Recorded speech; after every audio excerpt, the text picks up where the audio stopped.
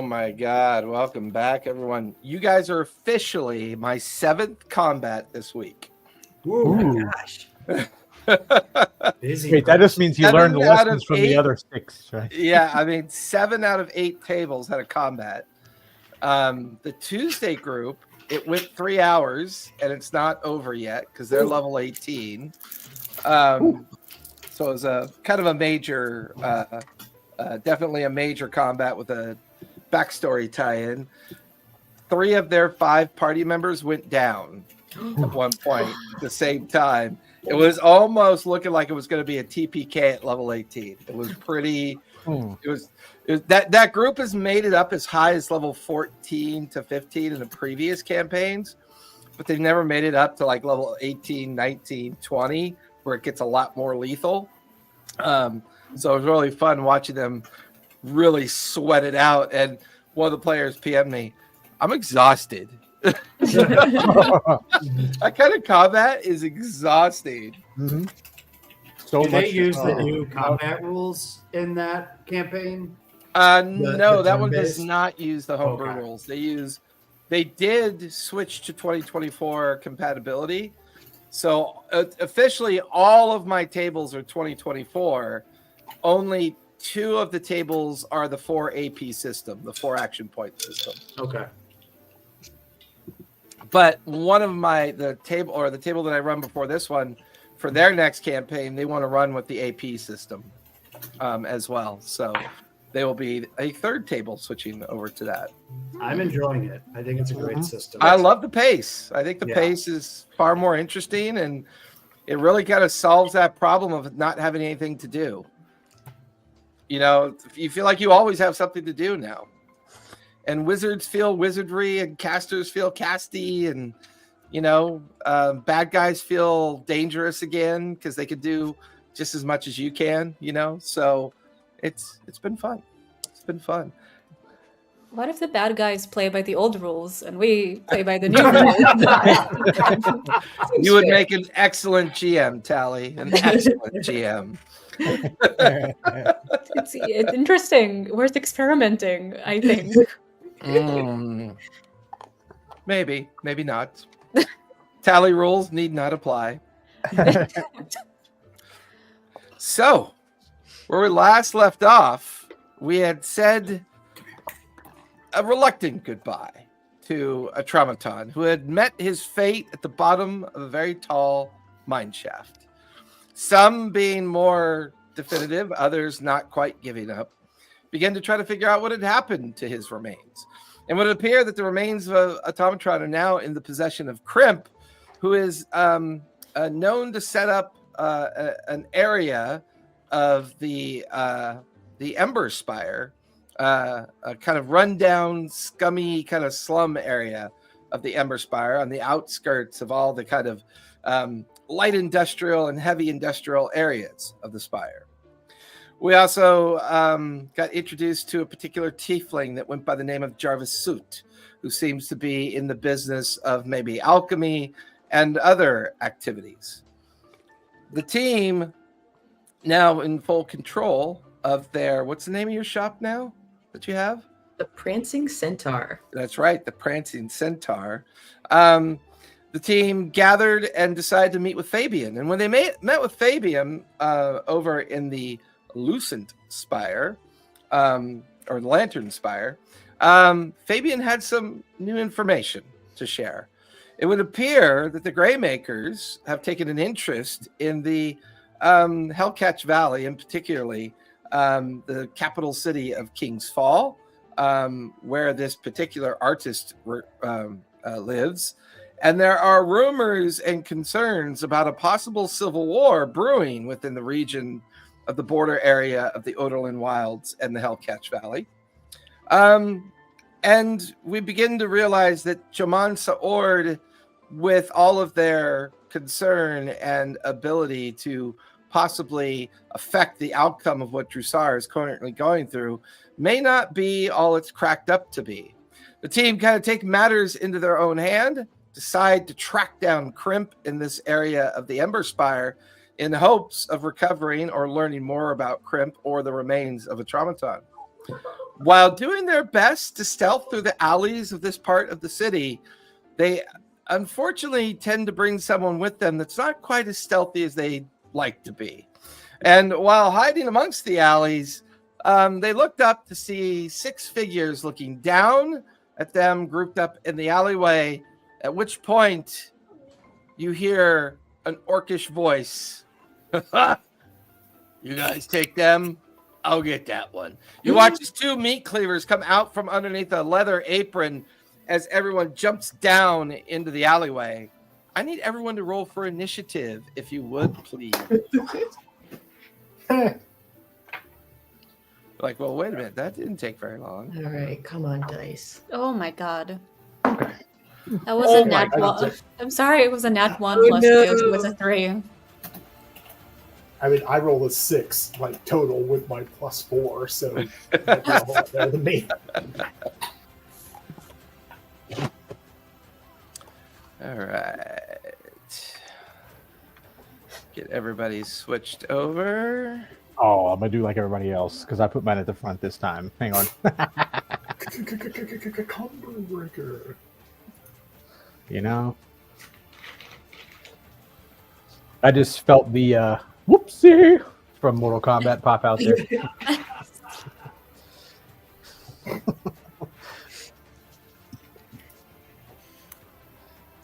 Man, if we had that on like a button smash, so that anytime someone rolled a nat 1, you could just tag that in the fight. Oh, With that, as these 6 figures drop around you, let's get everyone organized. Oh, look at that. Arrow Trio with that 19. Mm-hmm. I don't need to move Tally, no offense. It's like, yeah, at the bottom again. You guys are all a bunch of jerks. no offense No comments. taken anyway. This time, the bad guys get to go first with Arrow Trio on deck. So with that, Arrow Trio, the orc lands next to you. It's like 8 feet tall with these 2 butcher's cleavers that are just soaked in blood with little bits of animal fiber and entrails kind of hanging off of them. And just lets out a barbarian's rage as his eyes go bright red, and he just starts running at you and like gets into base with you. He is going to, let's see, he is going to, gets 2 attacks. First attack will be reckless, so he has advantage. It's going to be a natural 20. Of max damage. Hits. Second attack is going to be a 24. Yeah, that hits. Because he was reckless, if you attack him during your turn, you would have advantage on him. Okay. All right. So he automatically does 11 points plus. Automatically does. Well, I'm sorry. He automatically does 8 points. Then 14 plus 2 plus 3. It's going to be 15, 20 points of slashing damage. Well, that brings me down already because we never had a rest after the alley fight. Oh, yeah, Well, right. But weren't you and Foreign sitting at the bar for like an hour? Could that be a short rest? I would imagine that would have been a short rest. I thought we did that. Oh, okay. We didn't call it at least, but yeah. Yeah, you I'll- can go ahead and I'll retcon take that. that too. Yeah. It would make sense. All right, so where are my hit dice on this? Yeah, if you go to your short rest icon and select the number of hit dice you want to use, Oh, yeah. and then roll the dice, that will be the hit points you get back. So I was at 12. Ooh, yeah, you went into that fight squishy. Yeah. And we were already kind of squishy. Level 4, baby. All right. Well, shoot. Because I'm already maxed out my points, it has me on. So I'm just going to go up to 27, which is my HP. And then how many points did you damage me with? It was 21 points of slashing damage. Okay. And then the second attack would be 11 points. Well, I'm down. Yeah. I shouldn't have even bothered. I'm up, I'm down. I'm up, I'm down. Eritrea, the orc hovering over you. The orc screams in rage as he is going to spend 2 AP to make 2 more attacks. That will miss. Second one will hit. You have 2 failed death saves at this point. Jeez Louise. He will take 1 AP to then move into base with Melody. I'll finish his turn. He's going to move up here into the cart. This one's going to move over the fountain. This one moves in base with Karina. Ooh, Karina got the tendrils. Oh, This no. one will move in base with Karina. This one will move in base with Jalbatros. Born. Yep. You have 2 daggers coming at you. Okay, which one is me? Just so for You're the bright blue kind of swirly thing. Yeah, you're next to the Okay. satyr. Okay. The only one that's easy enough to tell who it is Jalbatros because it's Air Yeah, Cobra. the big So- wings. Yeah. All right, you said All 2 right. daggers. Yeah, Alright. 2 daggers coming at you. That's a 14 and a 16. 16 hits. Okay. That is going to be 4 points of piercing damage. They will throw again, this time at disadvantage. That's going to miss. And that's going... Oh, no, that's crit. That's Gambler's Luck. So that's automatically 4 plus 6 plus 3, 9. 9 points of piercing damage for the second dagger. Yep. That'll finish their turn. Karina, you've got 2 attacks coming at you. 2 short swords. That is a 13 and a dirty 20. Yeah, they both hit. That is going to be 9 points of piercing or slashing damage. They're going to come at you again at disadvantage. That will miss because that is a 6. 15. Holy moly. That's going to be 3 more points of slashing damage. After the 15? No, the 15 was 15 to hit. to hit. Oh my god, okay. Wait, how much was it again? Let me start over real quick. The first one would have been 9 points of slashing damage. And then that final attack that hit you would have been 3 points of slashing Oh, thank damage. god. Okay. This would have been really bad. Jalbatros, you have 2 attacks coming at you. That is a 5 and a 14. No, neither hit. Okay. He will come at you again at disadvantage. A 10 plus 3, 13 to hit. No. Okay. Dodgy little bugger, isn't he? That'll finish the bad guys. Air Trio, you are up with Melody on deck. So I'm rolling a death save then. So he, Yeah. he has 2 fails from being hit that one Well, time? he has Or 2 not just auto one? fails because of being hit. So How technically, close is he to me right now? technically he hasn't rolled yet. So it's a 10 or higher for his third roll. How close is he to me right now? Oh, he's in base with you. Oh, cool. Because he's Always technically decide. dying right now, can I go ahead and preempt use one of my moves as a lay on hands and go ahead and give him back like a couple Only of if HP you can so do I'm it as a distance? reaction is the problem. You only have a reaction Ah. available to you. I cannot, unfortunately. Okay. All right. Well, here we go. 3. 3. Ah. Arrow Trio has. You watch as his chest stops moving, and a bit of ichor kind of coming out of the corner of his mouth as he expires. Certainly hope someone has Revivify. Well, no one has Revivify because no one's high enough level to have it.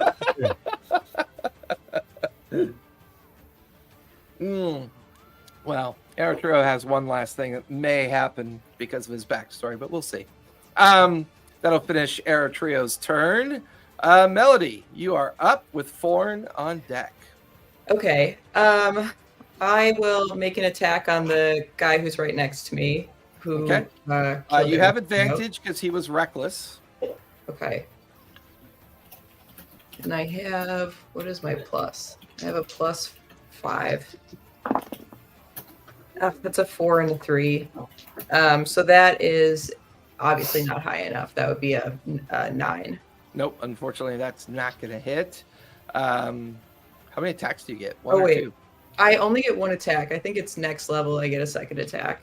Gotcha. Let So me... with 1 AP, you got 3 AP left. All right, let me Sacred Flame that guy. So he has to make a dex saving throw of 14. Okay. That is going to fail. Go ahead and roll for damage. All right. So it's just 1d8, but let's give it a try. That's 8. So 8 points of damage to him. Nice. Damn it! Get them! And then I'll do another just melee attack on him. Which I think I'm making straight because I'm switching between melee and Sacred Flame, right? Well, Sacred Flame is a cantrip, so that's only 1 action point. Right. And because you're not concurrent, it's a he was reckless, so no, you still get advantage on your attack roll. Oh, sweet. Because he was reckless. Yeah. Oh, amazing. All right. Nat 20. So Nice. that's 20 plus 5, 25. That'll definitely hit. You get an extra D4 of damage as well. Oh, awesome. And do I, for 20s, was there a rule about like max damage, or is it just the rule about All criticals are max damage, whether it's Gambler's Luck or 20. So Okay. whatever dice you would roll for damage is automatically maxed. Then you roll your regular die, add the 2, and add your modifier. Got it. So this was a D. Well, I guess it's a D8. So 8 plus an additional 8, or plus an additional D8. Oh, that's an 8. So 16 plus 3 plus an additional D4 Yeah. is 2. So it's 16. And then my damage roll is 1d8 plus 3. So do I add an additional 3 or do I add 6 because it was a critical? No, your modifiers never double. Okay, so the modifier isn't doubled, so it's 16 plus 3 is 19. Plus I rolled 2 on the d4. Is the d4 doubled or? Okay, so that would be 21 in points. total 25. It would be 25, right? Because this is the first 4 maxed, or is it just 2 times 2? The D4 is part of the critical pool, so it's just 2 for the D4. Okay, so you don't. That's for double the exceeding his. D4. Yeah, no, that's just for exceeding his armor class. Gotcha. Okay, so then 21. All right, awesome. 21. That's still 29 points of damage. He's actually looking a little bit rough. Like at first he gets slammed by that bolt, and then suddenly there's a mace like in his face, like cracking down towards him, and he's like, "Oh, shit!" And he stumbles back a little bit with a kind of a cracked jaw and his neck kind of torn open. You still have 1 AP left. Is Eritrea like within base with me right now? Yeah, he's collapsed, dead between the two of you. I don't have a revivify, but I think Melody probably would run over and just pump like 10 points of lay on hands into him and hope she can catch him as he's going. Okay. Eritrea, give me a charisma save, if you would, please.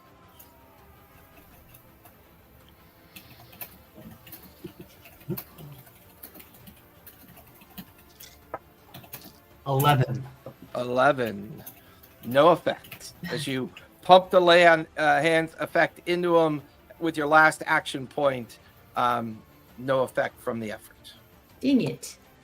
I'll finish Melody's turn. Forn, you're up with Professor on deck. Yep. So question, can I snatch my pistol from Karina as a free action?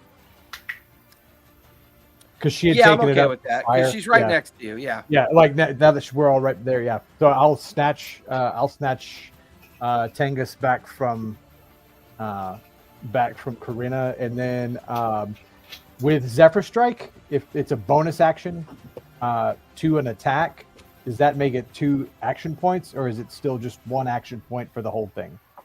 So the rule for spending AP points, if something's classified as a bonus action, and if it says either or, you spend an action point and you do both. Or if it says only do this as a bonus action, then it's passive and it executes when you commit to to spending an action point.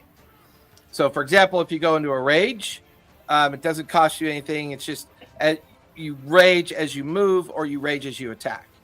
If you have the ability to bonus action either hide or disengage, you would spend an AP and then do both. Okay. That makes sense? Yep. Okay, then I'm going to I'll cast Zephyr Strike as the bonus action, which would be 1 AP, right? And it said once again, Zephyr Strike is a spell or a cantrip? It's a spell of a bonus action. That's why I was. And Zephyr Strike allows you to do what? Move, and then I get a bonus to my next attack. Right. So when you It cast gives me Zephyr bonus Strike, with no opportunity attack, and then right. So when you cast Zephyr Strike, are you moving as well? yeah, I'm gonna move over to the like between Air Trail and the wall, but trying to just take up guard over him, basically. And with Zephyr So- Strike, I don't take opportunity. I'm immune to opportunity attacks until the Right. spell. So basically, when you cast Zephyr Strike, and of course my camera goes out. So you're basically, as you're moving, you're also casting Zephyr Strike. So basically, all that costs you 1 AP to do. Okay. Let me reset my camera. Give me 1 second. The new camera is on order, finally. I have given up on this camera.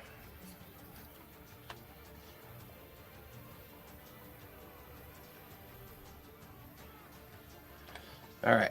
So that's 1 AP. You got 3 AP left. Okay.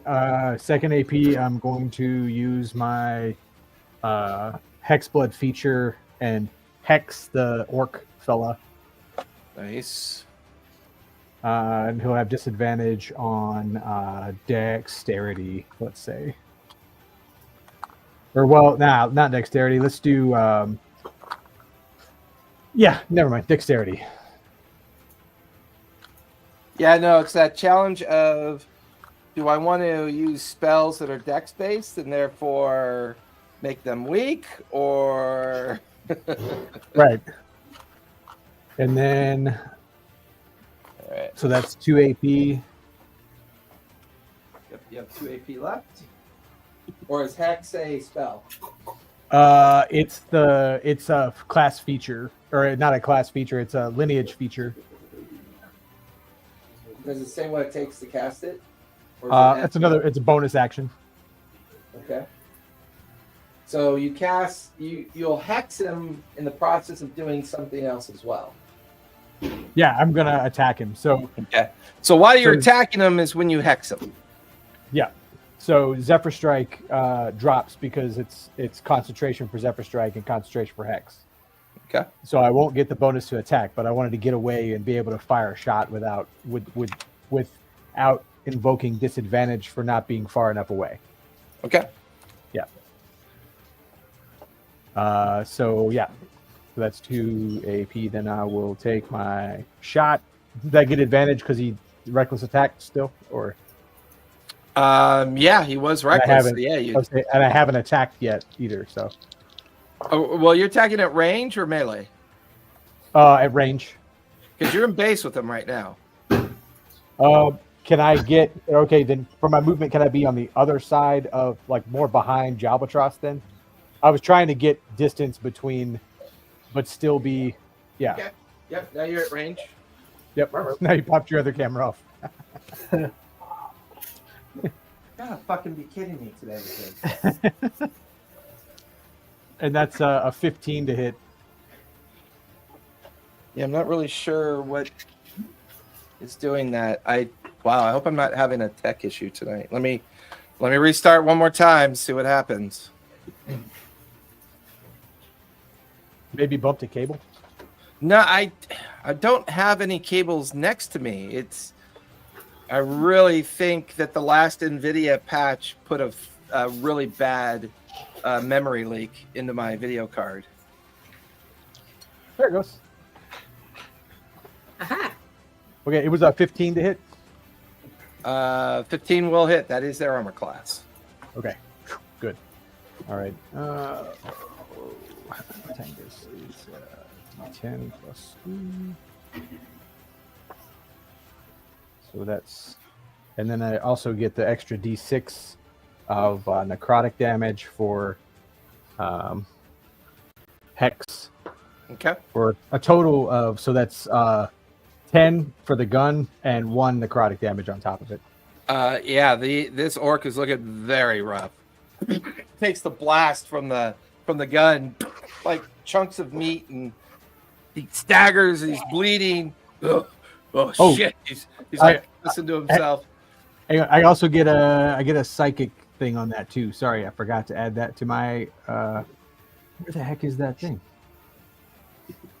Where it's a part of my features. Why is it not showing on my list?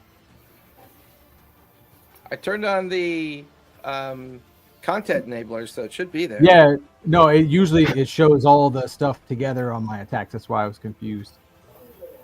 Sorry, it's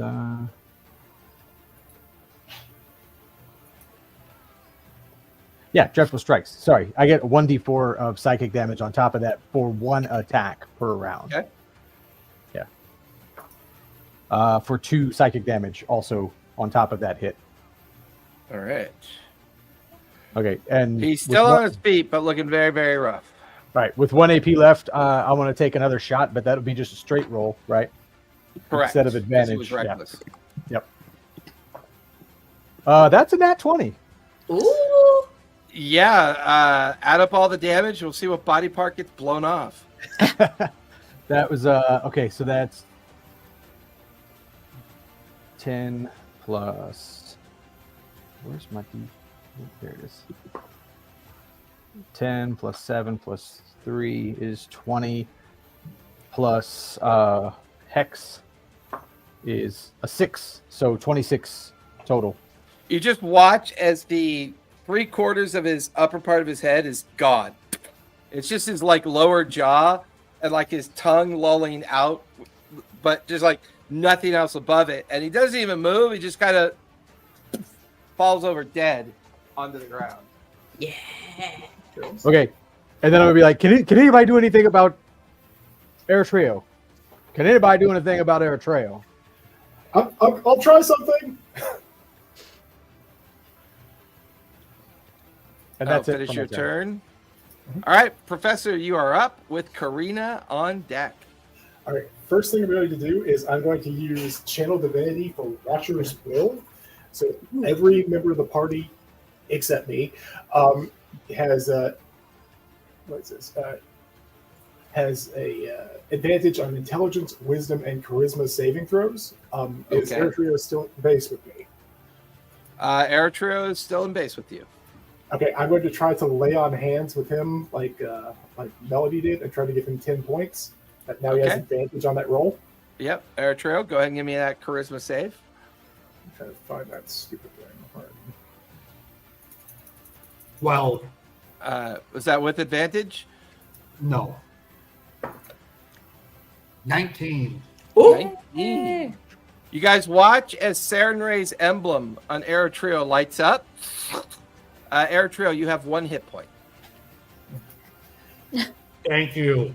Look at that. I think I got a cure wounds in here. Let me see how high that is. Got 3 Okay, AP left there, Jabbertruss. Okay, I'm going to go ahead and use a. I'm sorry. What's up? Oh, I was gonna tell Eritrea his thank you sounded way too alive. Wait, what was that first thing you did for the advantage? That was a spell, It's right? a spell. It's, Okay, so you have 1 AP left. Yeah, I You have did one. dispel and then lay on hands.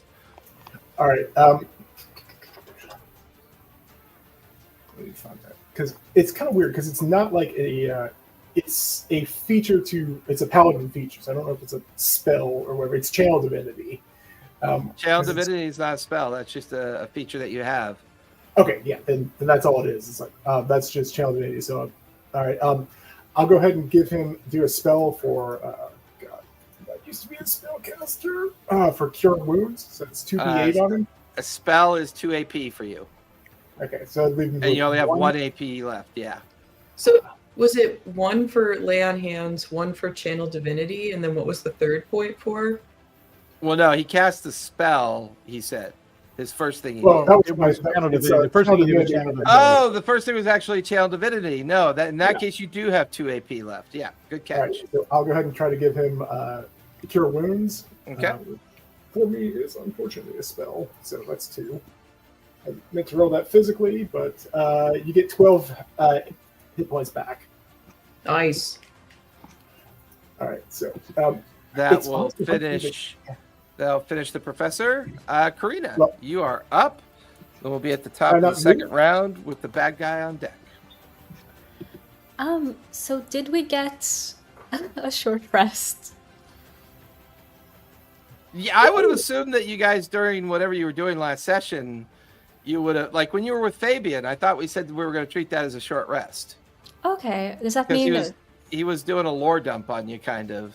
Although technically, Karina, you were outside plotting with your evil crow. So either We way, We know. spent a while chatterboxing with Jalbatross, I think, on the balcony. yeah. So you just got to remember to take those short rests. I thought you had, so that might be on me. So you could go ahead and click off a short rest if you want to. okay? So, for my actions, and does short rest give me another spell slot? Is really what I'm getting at. I don't know. Does it say it does? It says a short rest is a period of downtime at least 1 hour during which your character does nothing. 2 packed magic slots. Yeah, so I should. Okay, it didn't do it automatically, but it does say that I get 2 packed magic slots, which means I'm less likely to die today. Correct. So hellish. I'm gonna start off with a hellish rebuke. Remember, that's a reaction. Yes, but I got attacked a lot. Okay, so what you needed to do was use Hellish Rebuke the moment you got attacked. Oh, sorry. I Because it's a didn't... reaction ability. But we'll retcon that. So is it a con save or what's the save? It's a 14 dex save. Okay. That's going to be an 8 plus 3 is an 11. Yes. It's gonna be 19 damage. 19. Nice. You just watch as from that previous attack, after retracting with the dagger, the energy of your Hellish Rebuke kind of cycling over the person and like cracking their skin. They look a little bit on the rough side. I'm So going you have to... now you have 3 AP to spend because that Hellish Rebuke would have been a reaction AP for you. So you've got 3 AP left. Nice. I'm gonna do poison spray. Okay. Gonna spray some poison. That's a 14 con. That is a 15 plus 1 is a 16. So do I roll for damage and then half it, or is it not at all? Is it a cantrip or a spell? It's at will because it's cast no action.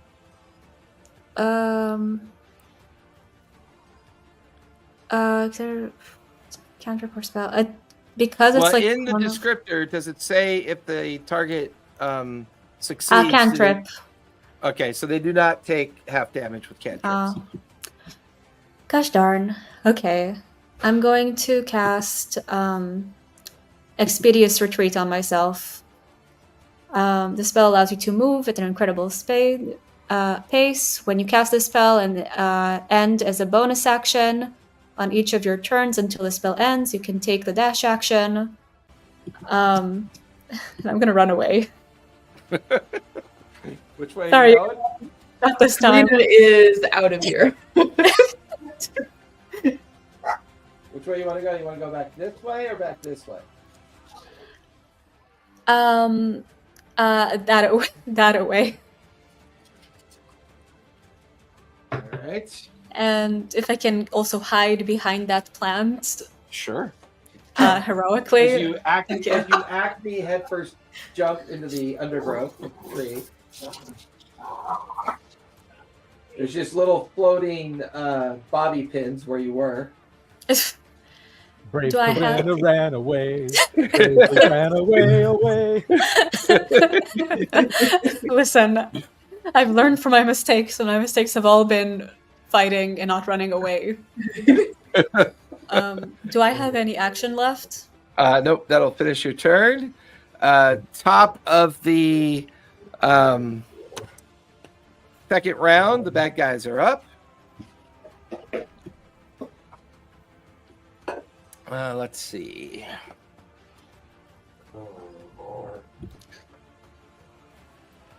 In the base with Melody. Wait, only one question. So, Expeditious Retreat says that it's like... no, never mind, sorry. Question's been answered. All right. Melody, you have 2 attacks coming at you. All right. That is going to be a 21 and a 14. The 21 will hit. Okay. That's going to be 6 points of slashing damage. All right. And they're going to, there was 1 AP to move, 1 AP to attack. They're going to spend 2 AP for regular attacks. One is an 11 and one is a 15. Those will both miss. Okay. Professor, you have 3 attacks coming at you.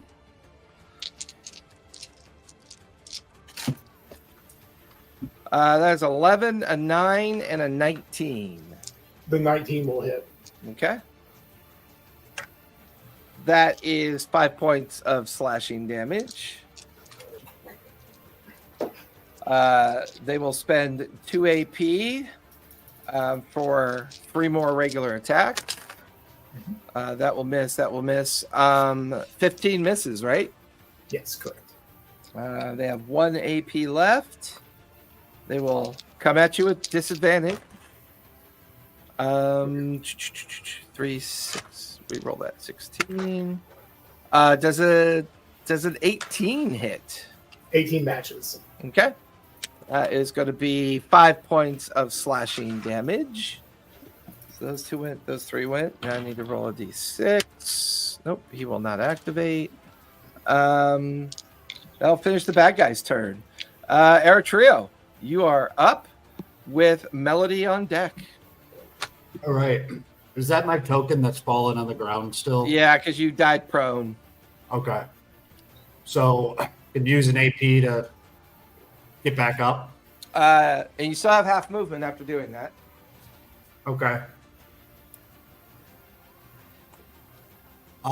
This guy directly like to the right above me, that's Right there?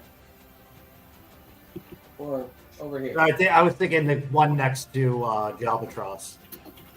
To the left of Jalbatross. I don't know if our directions are all. Oh, to his right or Yeah, his left? his right. Gotcha. How's that guy looking? That's the one that Karina did Hellish Rebuke on. He's looking a little rough. He's looking pretty rough, actually. All right, I want to get in, directly next to him and use inflict wounds at a 2nd level. Nice. Yeah. So Constitution saving throw. Okay. 14 plus 1 is a 15. What's my spell DC? Where does it say that on my sheet? It should actually say on Oh, your it's spell. 13. 13. Yeah, 13. Okay. So that misses So I think it still takes half damage. half damage. So that is 3d10. 1. That's a d12. Oops. That's 2, 4. That's 10. So that is 16. So he takes 8 points of damage. Nice. Nice. That is enough. He had 8 hit points left. Nice. He'll collapse to the ground dead. So do I have 1 AP? You have 1 AP left. Yep. All right. I'm going to use it to disengage from this battle a little bit and kind of Okay. move like towards the cart, like hide behind that cart.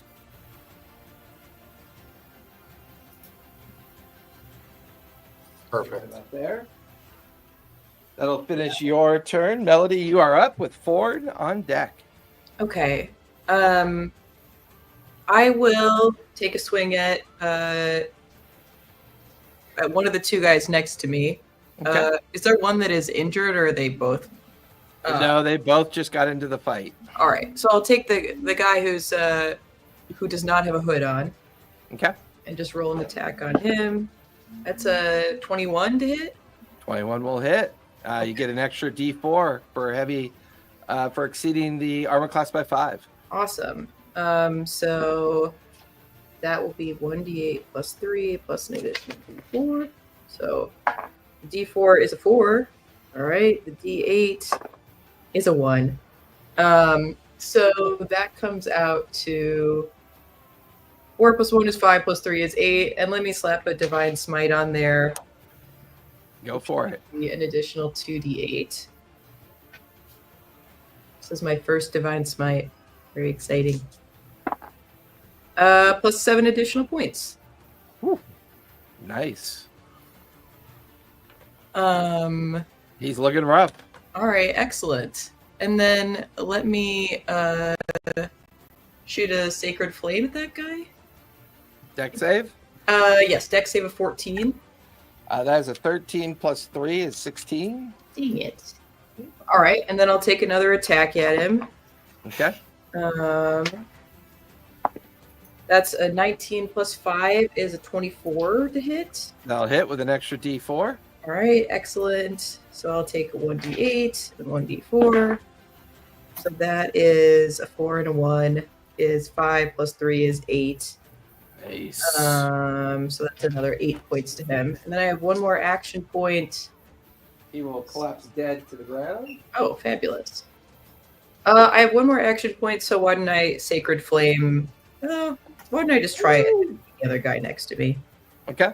I guess it's with disadvantage, though. So no, I'll just Sacred Flame him. So that's a dex save of 14. Okay. That is a 15 plus 3 is an 18. All right, that's the end of my turn. Okay. Thorn, you are up with Professor on deck. All right. As my first action, I'm gonna bonus action move the hex. Then the other guy's dead. So I'll take my first AP and put the hex on the red pants, Okay. because looks like Melody's only got one person on her, but Jalbatras has 2. So Okay. and then I'll take a shot. Actually, I'll burn 2 AP to take that shot. Nah, I'll just burn 1. Never mind. 1 AP to take that shot. Okay. That's an 18 plus 7 is a 25 to hit. Yep. You get an extra D4 on that. Okay, so that'd be 2d4 for that one, plus the hex, plus the d10. So that's 6, 7, 8, 14 plus 3, 17. Okay. Still in the fight, but starting to show some wear. Okay, and then I will take my last 2 AP then to fire again with just straight shot at him, right? Yep. Instead of Go for it. disadvantage. That's a. Hang on.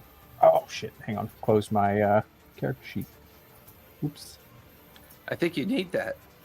I might. It could be useful. Eh. Now just the speed of my internet to get it back open again. Sorry. Or the speed of not my internet, because Netflix had that problem last week, right? Okay, that's plus 17. Sorry. 17 will hit. Go ahead and roll for damage.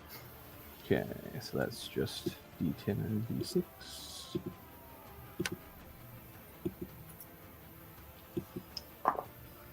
That's 13 plus 3, 16 more. Yeah, 16 they're more. looking very rough. Staggered on that second shot. And now I'm out and I'm gonna have to reload, but yeah, that was my 4 shots out of my Okay. pistol.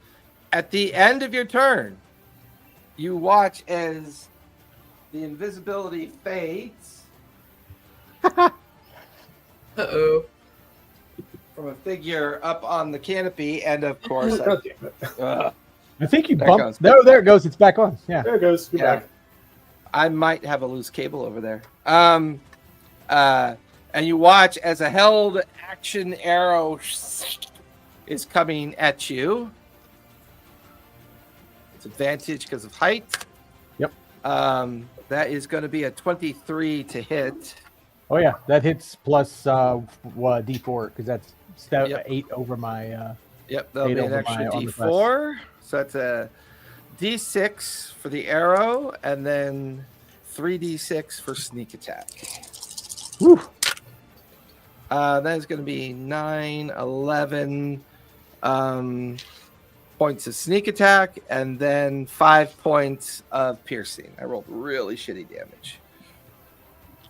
It wasn't. It was good. It was good damage. It was great damage. I'm referring to my damage rolls themselves, but So that was a total of 16 damage there. correct. 11 plus 5. Yeah. Okay. Yep. That'll finish his held action. Professor, you are up with Karina on deck. All right. I know I can get the 3 baddies that are around me. Is new guy that just dropped invisibility, is he within 30 feet of me as well? 5, 10, 15, 20, 25, 30. Yeah, absolutely. Okay. First thing I want to do is use thaumaturgy for booming voice. And first thing Professor Jrusar does is just look down at his ruined sweater vest and just like, this was an anniversary present! And just caw screams at all of them. Love So- it. What's the effect of that? It is, I have, what is it? For the duration, I have an advantage on intimidation checks, so I'm actively trying to intimidate all 3 of them. Yeah, go ahead and give me an intimidation roll. Okay. So, that is a, what is that? I think I have plus 4 intimidation. Yeah, that is a 23, and they have disadvantage. Oh, I'm sorry, no, I have advantage on that, so let me, not that I'm really going to do anything other than get a nat 20, but yeah, it's a 23. Okay. I misread that. Okay. I will say the 2 in base with you will be treated as stunned until the beginning of your next turn. Okay. So give me a second. I'm just resetting my dice. How many action points do I have with that? I don't know. What'd you use? That was a cantrip. So for thaumaturgy. Okay. That you've got 3 action points left. Okay. I want to go after. Excuse me. So I'd like to go ahead and use a sacred flame on the guy that just popped up. Okay. Deck save. Yeah, dex save of 14. That is going to be a 17 plus 3, dirty 20. I don't think he gets anything on that. So nope, that's nothing on that. So in that case, I will try to attack the hex guy directly in front of me with my war pick. Yep, go for it. What's that? +6 to hit. Okay, that is a 25. 25 will definitely hit. You get an extra D4 of damage. Okay, 1d8 plus 2d4.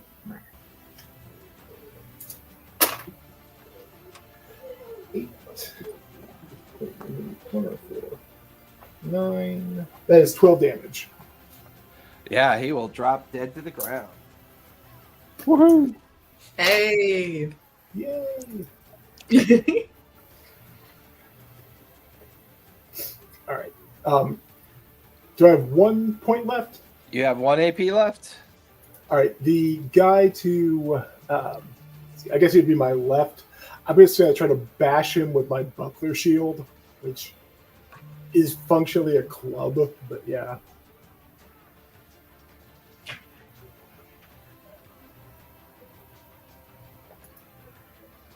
Where are you? Do you focus or you just looking? So. No, sorry, I was getting a call from Callista, but she knows I'm in session, so I'm not sure why she called me. So I'm just double checking my messenger to make sure there's no emergency messages telling me to pick up. There isn't. Okay. You're fine. Okay. That was a 23 to hit. 23 will hit with an extra D4 as well. All right. It's not going to be much because it's a little, yeah, it's a 1d4 plus 4. And you're going after the guy in base with you, right? Yeah, the guy. Did I guess you he was roll to my- with advantage? No, I did not. Yeah, because he's stunned. Oh, right. Okay. I didn't get anything better on that, so no big deal. But all right. So it's essentially 3d. I'm sorry, 2d4 plus 4 is 8 damage. Still on his feet, but starting to look like he's taking damage. All right. And I don't think this applies, but okay. I can reduce his speed by 10 feet, but that doesn't really do anything. So yeah. All right. It's your That's all I turn. can really. Yep, that's my turn. Karina, you are up with the bad guys on deck for round 3. I'm gonna cast False Life on myself. So I get an extra 8 to heal. right. Is the winged individual 40 feet of me? Which winged individual? The Azimir or Jalbatross? Wait, what is... Sorry, I'm having a hard time seeing... Is it like a... Who is the creature with the translucent wings? That is Eritrea. Oh, Okay, I'm mate. sorry. I thought you were the enemy. I apologize. Well, this could have been very embarrassing. Never mind. I mean, he is good, and you are evil. So What a great time to stab someone in the back. you just didn't die. Now, bang! Are any of the bad guys within 40 feet of me? I would say the one in base with melodies within 5, 10, 15, 20, 25, 30, 35, 40. Yep. Exactly 40? Yep, exactly 40. Okay, so I'm gonna shoot at him. Okay, go for it. So that's gonna be 17. 17 will hit. Go ahead and roll for damage. 7. 7 points. And what were you using? My palm pistol. That's right. 7 points of piercing damage. Kind of looks over at you like trying to figure out where the hell that came from. So in this system, because Expedition Retreat, or however it's called, gives you like a bonus action of running away, does that count as just like a normal action point, or is it still like the bonus action? So expeditious retreat allows you to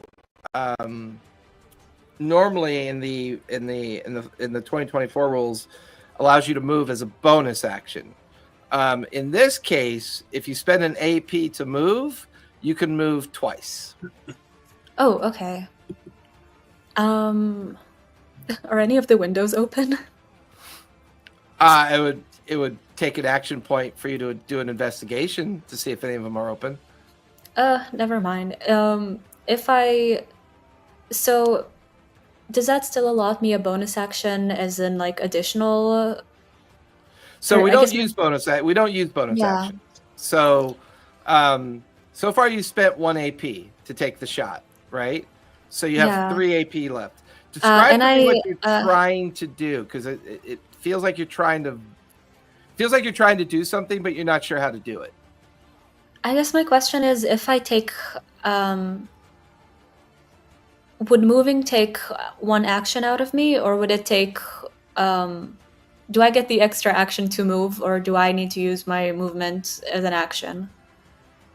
So, because you have Expeditious Retreat on, when you decide to move, what's your normal movement speed? 30 feet. Okay, so when you choose to move as an AP, you can now move 60 feet. Okay, would I be able to move beneath? So, okay, I healed myself and I shot someone, so that means I have 1 more action, or? Yes, you have 1 Yeah. AP left. Okay, I'm gonna try and run. What is this thing that this person is standing on? It is a market stall. I'm gonna try and run so I am underneath the market stall, Okay. and hopefully he does not notice me. And then you just like point your palm pistol like up. And... That'll put you exactly underneath the market stall where he is. That will finish your turn. How'd you heal yourself? What'd you heal yourself with? A spell? I used False Life, which is Eldritch Invocation at will. So that's only 1 AP. You've got 1 AP left. Oh, yes. Because your Expeditious Retreat was already on, right? So it was 1 AP to heal, 1 AP to take the shot, and then it was 1 AP to move underneath the canopy. So you've got 1 AP left. So this is gonna be a little weird. In my Boon Pact, I could choose 3 spells, and I kind of chose 2 and hoped they would create something together, which is Control Flame and Create Bonfire. And my hope is just to do a really big flame from right underneath him and just kind of roast him as much as I can. And, I mean, essentially, are you setting the canopy on fire? if I'm directly beneath him, I guess my goal is to set him on fire. I mean, you can certainly try. He's still going to get a save for bonfire, right? Yes. For bonfire...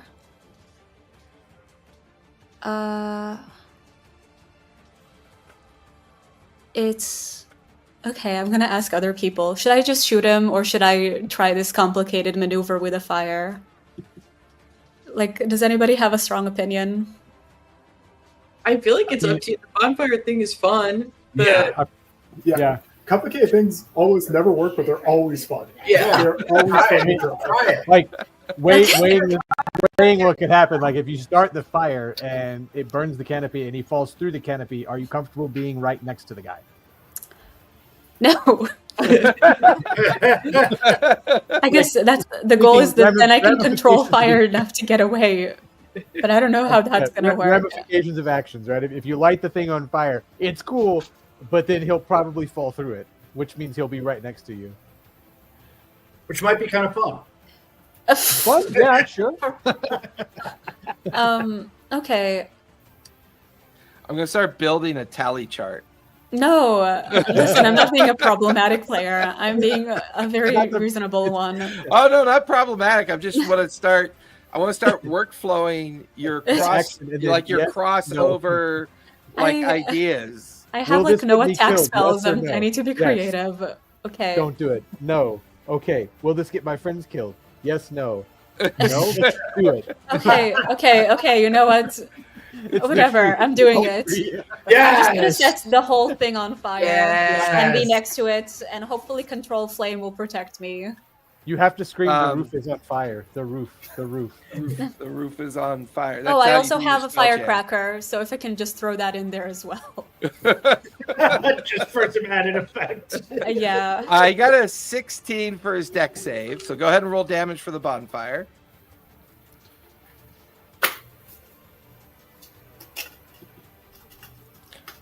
Though I So think, that's gonna be 7. let me double check something real quick.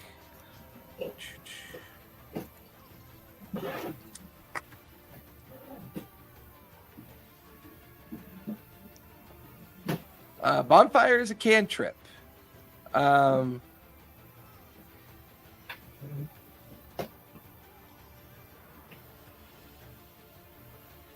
So he succeeds, so he takes no damage. My bad, Oh, because the I cantrip. should have just shot him. It was fun. Yeah. That will finish Karina's turn. Top of the 4th round with the bad guys up. The guy up on the canopy, because it's now on fire, he is going to make an acrobatics check. That will succeed. Going to leap. He's going to leap over into the fountain. And he is going to draw a bead with his arrow on... I don't know. That intimidation from Professor got his attention. So he's going to take an arrow shot at you, Professor. That's going to be a 13 to hit. That'll miss. He'll switch over to Thorn. That's definitely going to be a miss. And then spend his last AP taking a shot at Melody. Melody, a 21 to hit? That'll hit. Does that exceed your AC by 5? No. Okay. That is going to be 6 plus 3. That's going to be 9 points of piercing damage. All right. Guy in base with you is going to take an attack at you. 17. That'll miss. Ooh, there's that badass armor class. He will spend 2 AP to disengage and move in the base with Eritrea. Uh-oh. And then he'll spend his 4th AP to attack Eritrea. That's going to miss. A 2 plus 3 is a 5. The guy in base with Professor, he'll start off by attacking the Professor. That's going to miss. He is going to spend 2 AP to disengage Storyteller. and move. Oh, wait, no, he's That guy's- stunned. He He's cannot. stunned. Yeah. That's right, he's stunned till the beginning of Professor's next turn. That finishes the bad guys. Eritrea, you are up with Melody on deck.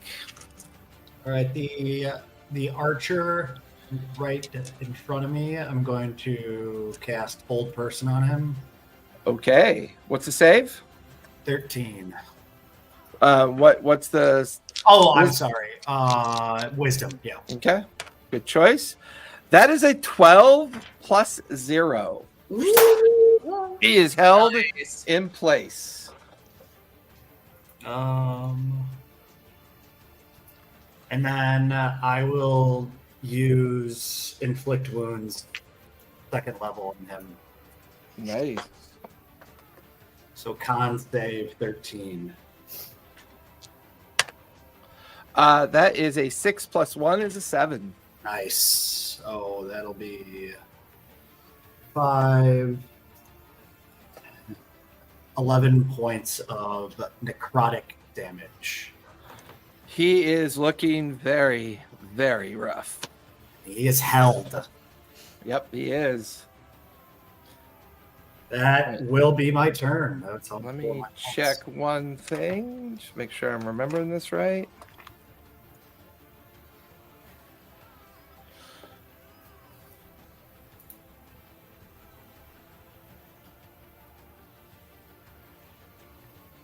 Yeah, that's right. The paralyzed condition is not ended through an attack.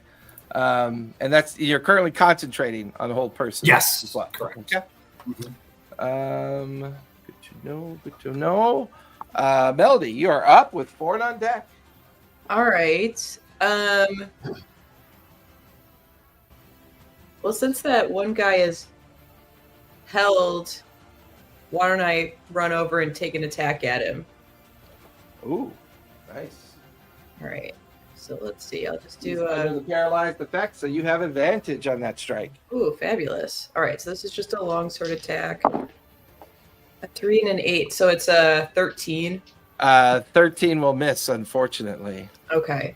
All right. Let me shoot a sacred flame up at the guy on the fountain. Okay. Deck save. Dex save of 14. Is a 16 plus 3 is a 19. All right. They're pretty dexterous guys, unfortunately. Yeah. As soon as I said it, I'm like, I think he's a rogue. So maybe that. All right. Let me take another attack on the guy in front of me. Okay. Do I roll with advantage again because he's still held? Yeah, he's still paralyzed, and you split up your attacks between the two. Okay, so that's a 18 plus 5 is a 23. Yeah, that'll hit with an extra D4 of damage. Okay, nice. All right, so it's a D8. That's a 3 plus a D4. That's a 4. So that's 7 plus an additional 3 is 10. And maybe I'll do a divine smite on him as well. Nah, he's dead. Oh, all right, never mind. At your feet. Yeah, he was already pretty rough after inflict wounds with Eritrea. Leaving 2 guys left. One stunned after Professor's complaint about his sweater vest, and the one up on the fountain, who's still got advantage because he's got height. Why don't I throw a javelin at the guy on the fountain? Yeah, go for it. All right, that'll be my. Do I roll with disadvantage because it's another melee attack, or is it straight? No, because it's a different target. The only time you ever Target. stack your disadvantages is if it's the same target over and over again. Okay, got it. Okay. 17. That actually hits. Yeah, go ahead and roll for damage. Okay, it's just 1d6 plus 3, but let's give it a shot. 1d. All right, that's 2 plus 5. Can I do a divine smite on a ranged attack? Yeah, any attack a paladin makes, you can do a divine smite with. Oh, awesome. Okay, so I'll do the divine smite on this guy then. So I'll add an additional 2d8. That's a 3 and a 6. So 2 plus 3 is 5, plus another 3 is 8, plus a 6 is 14. 14. He is going to use Uncanny Dodge to half that to 8 points of damage. The last minute you watch as the javelin just kind of catches him in the chin and across the arm as he kind of like uses the fountain to kind of try to avoid the full brunt of the javelin's strike. Yeah, right. Which unfortunately means he only has 3 AP left now. For this turn. Foreign, you are up with Professor on deck. Okay, I'm going to swapping weapons is a free action, right? Correct. Okay, I'm going to swap to Togwanoff, my rifle, and move bonus action first. Move my hex onto him, Okay. which is focusing on dex hex against dex saves. I guess what I'm looking for. Then I'm going to burn 2 AP to make it an attack with advantage. Yeah, go for it. That's a nat 20. Nice. Got an 11 and a 20. Yeah, that's a max crit. Go ahead and add up all your dice. Let's see what happens to him. So that 12 plus. Oh man! Of course, I roll a 1 on the d12. Right, baby. No, 12, 13, 17, 20 plus 3 is 23 total damage. Ooh. You watch it, it's the left side of his face just disappears in a mist. And he drops dead to the ground, Ace. leaving just the guy. Nice. Woohoo! And then I'm going to With my last AP. Okay. Yeah, with my last AP, I'm going to just reload. Okay. Finish your turn. Professor, you are up with Karina on deck. Okay, just because I didn't quite get it, is the guy behind me, is that foreign or is that an enemy? That's me. Okay, that's what I thought. But Actually, just making sure. Just can I make sure pause we're real- going to an opportunity attack. Can I take back that reload and move my hex instead? Sure. All right. Yeah, so I'm empty. I'm not reloaded yet, and I'll move the hex to the last guy. Okay. He is currently And it's Dex. Yeah. Okay, so I am just going to charge at. I think I've got the speed to do it. I have 50 feet of flying. I want to try to bowl the guy that's standing on the fountain over, just knock him off of it. That's going to be a grapple check. Give me athletics or acrobatics. 1 AP to move and 1 AP to grapple. Okay. Okay, that's not great. 12. That is a 24 for me. Oh, yeah, okay, All that right. loses. 21. All right. Am I So still you try in? to shove him and knock him off the fountain. You end up in base with him instead. Was that a Dex save for him or a? It was a athletic or acrobatics check. That's Dex. When he isn't it? Yeah, Dex is Dex. Yeah, So he has disadvantage on that. I Okay. rolled with disadvantage. I rolled a okay. 19 and an 18. Okay. All right. Well, I'm right here, so I might as well. I'm going to try to hit him with my war pick. Okay, go for it. What is that? 16. 16 will just no. It's a AC 50, so that will hit. Okay, cool. All right, so 1d8 plus 4, and let me see something. Again, forgive me because I'm not used to. You're not used to hitting things and doing damage. I'm not used to being a spellcasting person. Jesus. All right, where's that? Fine. No, You used to okay, cast that's iron a really lot. weird. What's that? You used to cast iron a lot.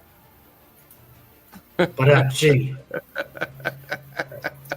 Try to shake That was a really bad dad joke. That was pretty good though. All right. So. Ooh, okay. That is 12 total damage to him. Yep, he is starting to look a little bit rough. He's finally getting hit. All right. Well, in that case, I'm going to switch back In to my fact, buckley. he is going to react and spend another action point for uncanny dodge and have that to 6. So he's got 2 AP left for his turn. Okay. Well, with that, since I'm going to go ahead and try to backhand him with my buckler shield like I did to the guy beside me. Yeah, that'll be at disadvantage. Okay. So, all right. Roll 2 of those. Oh, that sucks. That would be an 8 to hit. That'll miss as he kind of ducks underneath the buckler. That'll finish your turn. Karina, you are up. Your bonfire is raging on top of the canopy. You watched as your target had jumped over onto the fountain and now appears to be the last one still standing in base with the professor. Take him out, Karina. Do it. Do it. With what? I'm not a fighter. How far am I from him? You're about 25 feet. Okay. Control flame is 60 feet to 5 feet. What does that mean? 5 feet control flame. Is it maybe like 60-foot range, 5-foot sphere or something? I think so. Would I be able to like move the fire to him at any capacity? Yeah, it's range 60 feet, and it's a 5. And you can expand the flame by 5 feet. So you choose, and it also says you have to choose non-magical flame. And unfortunately, bonfire is magical. Oh, damn. I'll rethink on that then. I think I have to shoot him.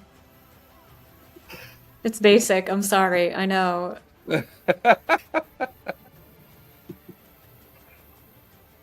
Ooh, that's a 6. 6 goes off and pings off the statue. Let's try again. Disadvantage. Oh, 16. All right. 16 with disadvantage. Oh, with disadvantage. Yeah. Well, the second one is a natural 20, so yeah, I guess 16. So 16 will hit. Yeah, go ahead and roll for damage. 15. Woo! You watch as the shot tears through his shoulder and kind of like cuts in part into his other shoulder. He is looking very rough. Nice.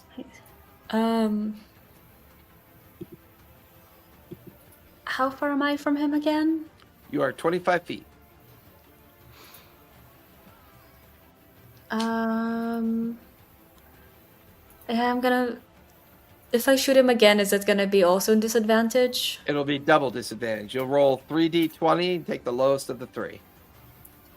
And I cannot control the bonfire in any capacity. 'cause I it's was magical. looking at that. You create a bomb to within range till the spell ends. Any creature in the bonfire space, when you cast the spell, must succeed. Dex save. Creature. The bonfire ignites flammable objects, which is why the canopy is currently on fire. No. Well, the canopy fire is not magical, though, right? The bonfire is, but the canopy on Correct. fire is not magical, right? Correct. So if you now use control flame, bonfire will go out. You can then manipulate the flame that's on the canopy, but unfortunately he's not standing there anymore, so it doesn't really do anything. Yeah, I'll workshop this concept. Instead, how many actions do I have left? You have 1 AP left. Gonna use it to run away. Back to where you came from? Exactly. Where I know I will be safe. Is Expeditious Retreat concentration? It's I think there's like a time on it. It's in the It's chat if you go back and look. I've seen it. 10 minutes. Yeah, It's it's concentration. Okay, that would have dropped when you cast bonfire. Oh, I really need to learn this character. Okay. So that'll finish your movement in the middle of the street, running back towards the tree. That will finish Karina's turn. Top of the round, I got one guy left on the table. And he's only got 2 action points left. He is going to spend 1 AP to disengage, and the other AP to run away. Copycats. How far we get? He's gonna get right to there. Oh, He's pretty fast. He's 40 feet. That'll finish the bad guy's turn. Eritrea, you are up with Melody on deck. By the way, you're no longer concentrating on a whole person because He is that would have dead. broken after he died. How far am I from this scoundrel that's trying to run away? 75 feet. 75 feet.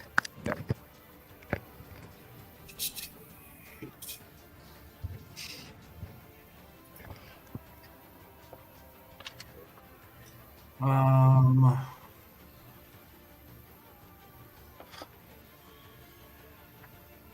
I'll try. You know what? I'm just gonna try. I'm gonna move What's your movement? 30 feet. Okay. Let's just try to hit him with the crossbow. All right, take the shot. take the shot. Shooter! That's a 7. 7. Ricochets off the ground and bounces off towards one of the buildings. That was 1 AP used right there for the weapon attack. Yeah, 1 AP to move and 1 AP for your weapon attack. So you got 2 Shoot him AP again left. with the crossbow. Now, if you shoot him again with the crossbow, do you want to spend 2 AP to make it a regular roll? or do you want to Yeah, try with sure. disadvantage? Okay, Yeah, so we'll spend try. 2 AP and make it a regular roll. 11, 19. So it's at disadvantage 11, 12. 12. Unfortunately, 12 will miss. You watch as the crossbow bolt bounces off the ground, ricochets in a different direction. That'll finish your turn. Melody, you are up with Thorn on deck. All right. I have a range of, or I have a walking speed of 35 feet. Okay. And I think I'm, let's see, 1, 2, 3, 4, 5, 6, 7, maybe 40 feet from him. Does that seem right? Oh, I'm the person all the way back here. Never mind. Yeah. Okay. You're 70 feet from him. Okay. Let me 45 gets you right there. okay, so I'm still 5, 10, 40 feet away from him right now.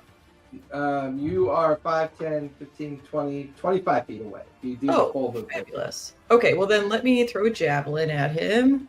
All right. All right. You're brutal with them javelins, man. 17 plus 5 is a 23. 17 plus 5 is a 22. That'll still hit. It'll exceed his armor class by 5, so you get an extra D4 as well. All right, so we're rolling a D6 and a D4. And I'll do another Divine Smite on it. Oh, that's a 4 plus a 5 is 9. Plus 3. So for the javelin damage, it's 12. And then I'll add a Divine Smite, which will add an additional 10. So it's 22 points of damage. Holy bucket. So you guys watch as Melody goes chasing him down, throws the javelin. The javelin is wreathed with like divine energy. Pierces like into the guy's back, but doesn't stop, keeps going through him, and it kind of clanks and skids along the ground. He just face plants dead onto the ground. Yeah. Oh! Woohoo! Do we get extra points for him being extra dead?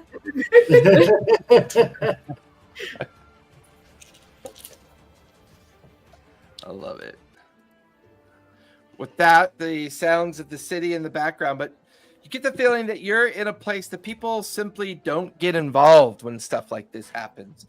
You can see the 7 bodies strewn all over the grounds around you. The tight alleyways, you see the occasional curtain kind of open and then a face kind of disappearing after seeing the kind of after effect or aftermath of the battle in the alley. Which took all of 24 seconds to take place. No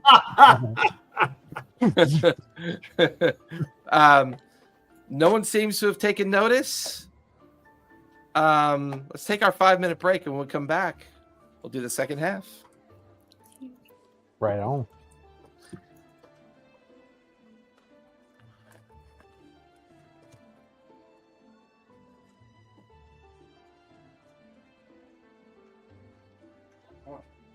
Why did I do the wait? What to do? Break. I'm an idiot. Did you know I'm an idiot?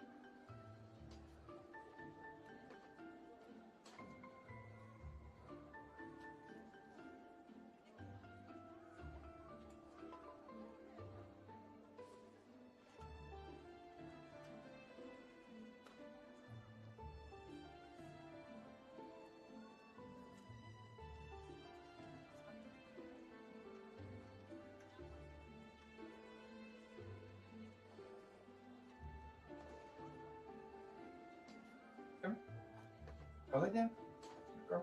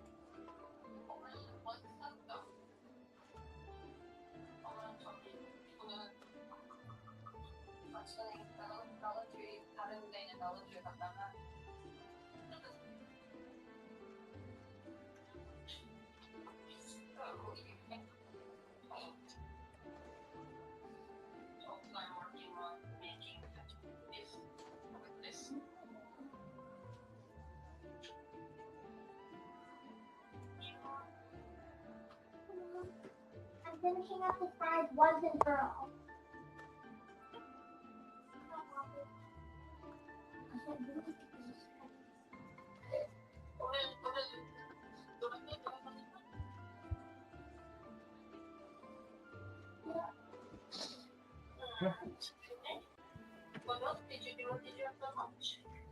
Go lie down in your bed.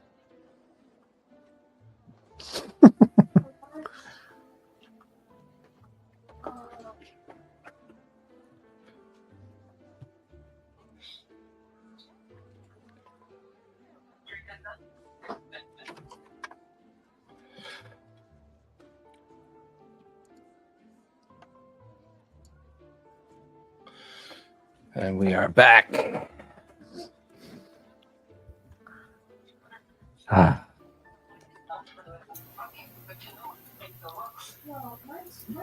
Apologies again for the feed the cats alarm. I thought I'd turn that off.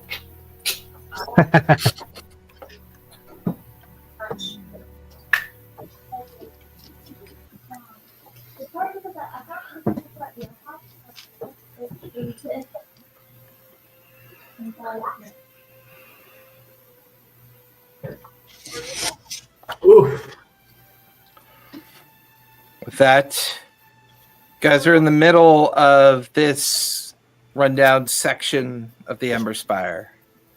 Tight city streets and alleyways around you. 7 dead figures lying about. What would you guys like to do? It's also at night as well. I'm going to Eritrea. Like, are you okay? Are you okay? What? You went down. You were gone. I'm a little beside myself at this point. I'd say so. I still have a little adrenaline rush from everything that just happened in the last 24 seconds. And I'm just in a little bit of shock right now, and I kind of walk over to Jalbatros and I offer him my hand in gratitude. Oh, it was nothing, young man. Just as a school official, it is my duty to ensure the safety of all students and, well, I suppose creatures not formally enrolled under my charge. Well,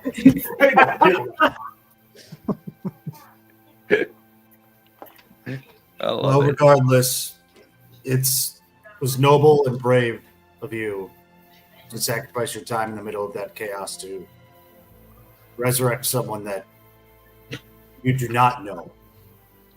And you will eternally have my gratitude. Professor Jabaltros, give me a insight check. Oh, no, actually, what's your passive insight? Bad. It's like 9. 9? It's passive insight. Yeah, it's 9. Yeah, okay. It's good to know. Foreign, what's your, since you struck up a conversation with Eritrea, what's your passive insight? 14. 14's actually good enough. He should be dead.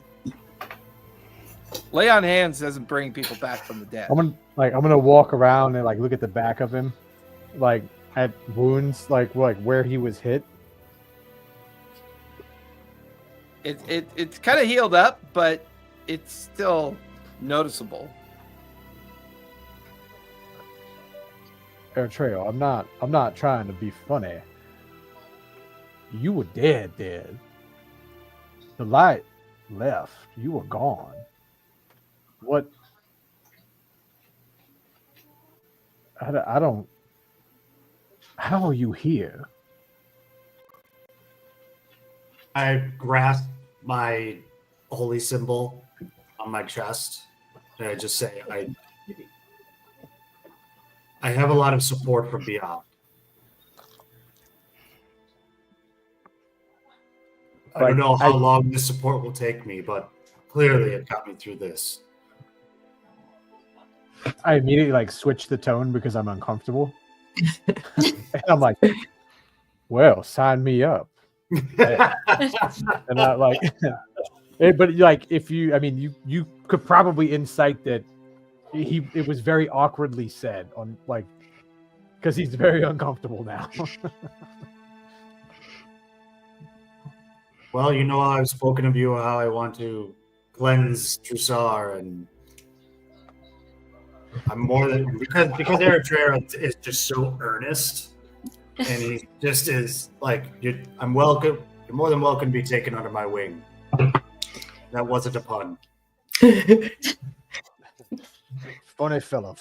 Well, what do you say we try to figure out who the hell these assholes were? Krina is starting the looting process. I'm gonna go loot the last guy that was impaled by that, or pierced through by that javelin. You got quite an arm, Melody. I'm walking up to the body with a gaping hole through the middle of his chest.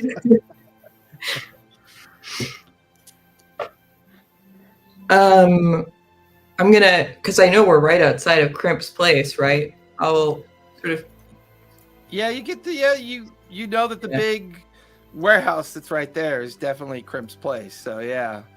Yeah, I didn't know if I got to tell them after the with all the events happening, because we figured out which building it was, but then we didn't really get the chance to do anything Yeah. but fight. The process of sneaking over to that building. Do we recognize any of those individuals or any symbols on them? Anything to tell us why they would target us?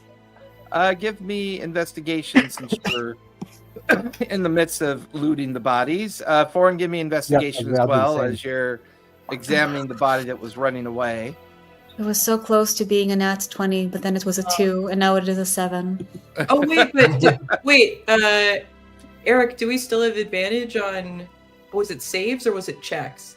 It was saves. Yeah. Okay. Yeah, that was blessed though, wasn't it? Or No, That it was wasn't blessed. no. It was Wow. But that concentration was broken.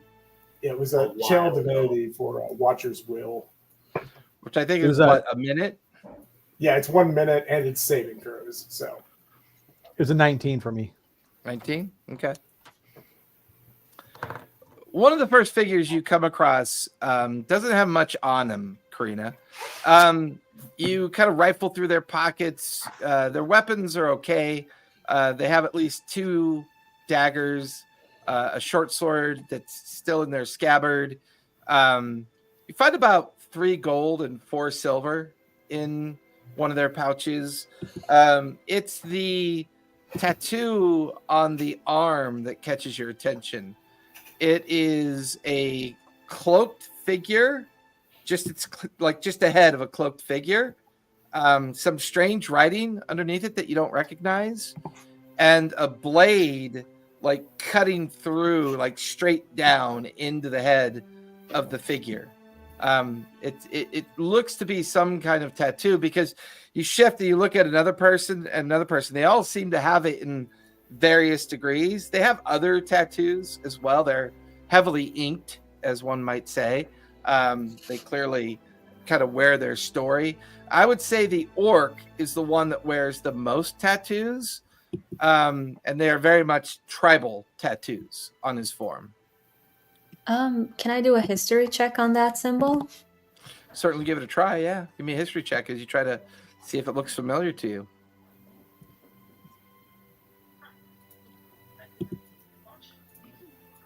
That's a 19. 19. The cloak and the blade and the way it's presented, you could remember in your travels talking about an organization called the Shadow Blade. This might be their representation, their heraldry. Do I know anything about the Shadow Blade at all? No, they other than just casual conversation that they've come up in, I would say with that history check, they are kind of a secretive mercenary group that you don't know much more about. Hmm. you said there was writing on there, and forgive me if you said that and I just missed it. Do we recognize the language of it? No, you wouldn't. I do have comprehend languages. It does not appear to be a language. I'll keep trying to steal more to look through their pockets. Foreign, as you get to the one that Melody took out, if anybody else wants to investigate the remaining bodies, feel free.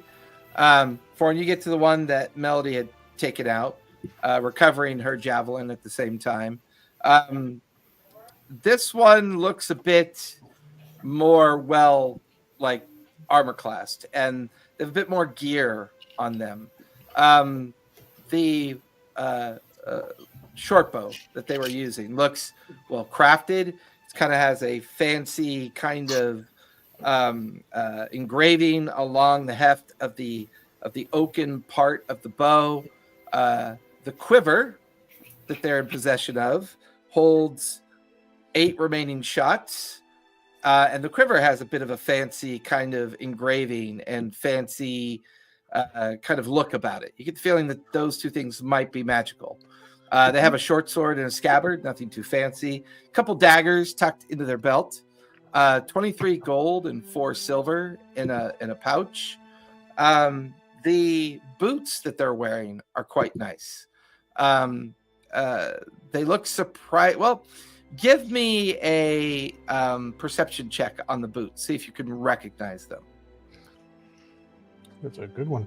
That's a 25. That is boots of elven kind. You recognize them because of your background. You also, he has one empty potion bottle in his pouch, and then he has another clear liquid potion bottle in his pouch as well. All right, I'll take that one and I'll like dip my pinky and see if I can suss out what it is. You give me an Arcana check if you'd like. Okay. Probably not gonna get it. That was a 9. Yeah, you're not familiar. You didn't die, so it's not poison. Yep. Well, I'll chug it later and see what So while happens. Florin and Karina are doing that, what are the rest of you doing? I want to go over to the guy that slashed up my sweater vest and just kind of like, at least I can do this. Damages. Are you really? Are you carrying? Are you carrying a?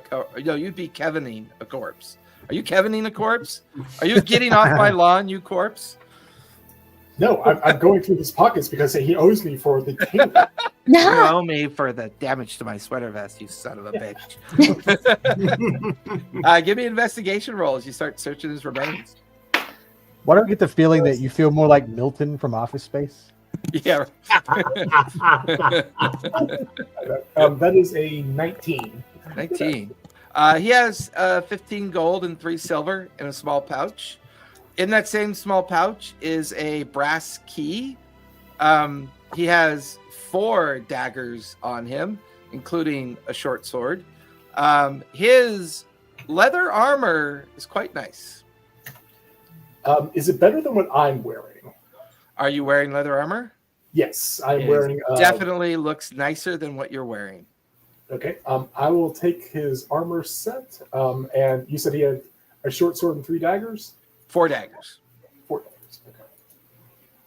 So, is there anything in particular about the armor? I know you said it looks nicer than mine, but yeah, like There's engravings on it. You get the feeling it could be magical, or at least enchanted. all right. So I will take that. I'm just adding this to my backpack and shit for right now. Melody and Air Trio, what are you two doing?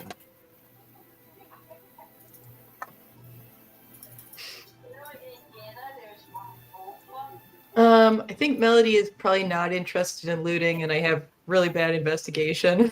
So, I'd like to. I want to basically walk to the door of the warehouse and just listen to see if I can hear movement inside. You don't even need to make a check. You can. You can hear what sounds like the bellows of machinery. You can hear the grinding of gears and cranks. You can hear chains on metal.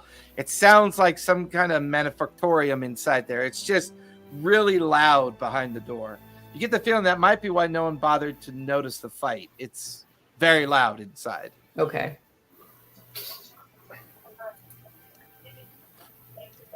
I'm kind of wandering around, like it's almost like I'm just going through the motions of like looking at the bodies and kind of like checking on my compatriots, but it's really just kind of aimless because I'm just still kind of in this state of shock. Like I'm just wandering, going through the motions. Essentially, it looks like.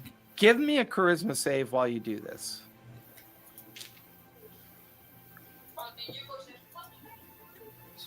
12. 12. You have an advantage, right? Because of Professor Jalbatros? Nope. No, that that was a expired. save. Oh, sorry. Yeah, that expired. It only lasted a minute. Everything around you begins to slow down. Everything darkens. There's a sense of isolation around you. You're staring at the figure, the orcish figure that should have killed you. Your Saren Ray emblem ice cold in your hand. And you watch moving through the darkness around you a figure of yellow and gold and bright light, but the light can't get away from the darkness. It kneels down alongside you as you contemplate this orc and this near-death experience that you had.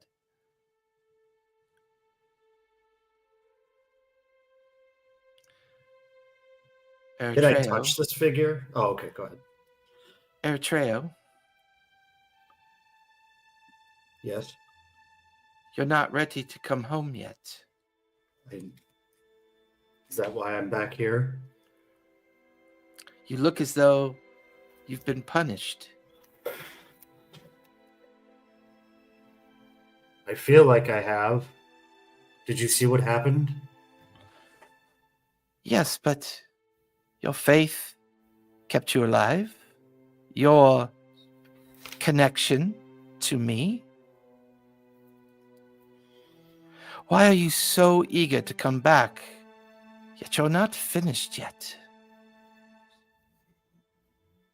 Progress has been difficult, and this place is more treacherous than I could have imagined. This place is only dark because it does not know light.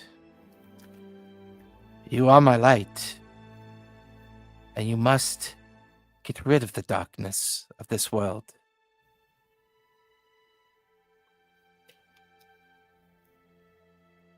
I will continue on my mission. I give you a revelation. When you find yourself on death's door waiting for the Raven Queen to guide you home, grab your holy symbol.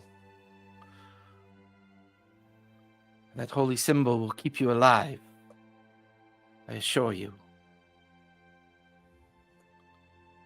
I leave a little bit of my light behind to keep you here on this place, this material plane.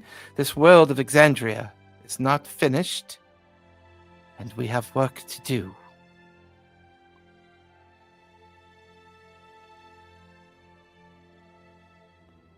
The light begins to fade.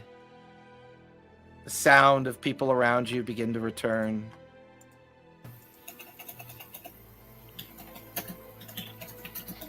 I'm just on my knees sobbing. Oh. Hey, we can share. You all right there, buddy? Korea's like, I don't share with anybody. Suck it up, Buttercup. Let's go. Karina is not used to like sincere emotions. Yeah. She's like in awe. I just love the thought of like someone having the most divine spiritual experience. Someone's like, we can give you some of these clothes. I mean, he just like you just out of nowhere you start sobbing. It's like, hey man, it's all right. We'll get these back to the shop. We'll get them sold. We'll get some money. And, everything will be all right. Calm down. What's going on, man? Let me try to. I deal with this every semester around finals. Every semester when you give out F's. When you give out F's to all the students. So, yeah. And the What's real a deep dunce cap on students my head? always get A's. Is this on the Karina, syllabus? what do we do with Evil? Where did he go off to? I forgot. He was spying on the Genasi. Yeah. Oh, The yeah. Air Genasi. He was looking for the Air Genasi, correct? He knew where he was. He was like outside of his home last we spoke, but he was also kind of keeping an eye out, so we could have lost him. Fair enough. Also, can I roll an insight check about which of those dead characters would be best for me to pretend to be? Ooh. This guy. I guy right here. mean, you kind of get the vibe that the orc that was like with the cleavers and the butcher's apron, you get the end with his covered in tribal tattoos, get the vibe that that guy was leading this group. I'm gonna take his form. Okay. You watch as Karina changes in to the butcher. That's going to be traumatic for Eritrea. So, Eritrea, you're hovering over the dead body of the butcher, and there's Karina going through other people's pockets, and then she turns into the butcher. Hello. You're okay. We could share coins with you. Fawn's right. I mean, actually, he's wrong.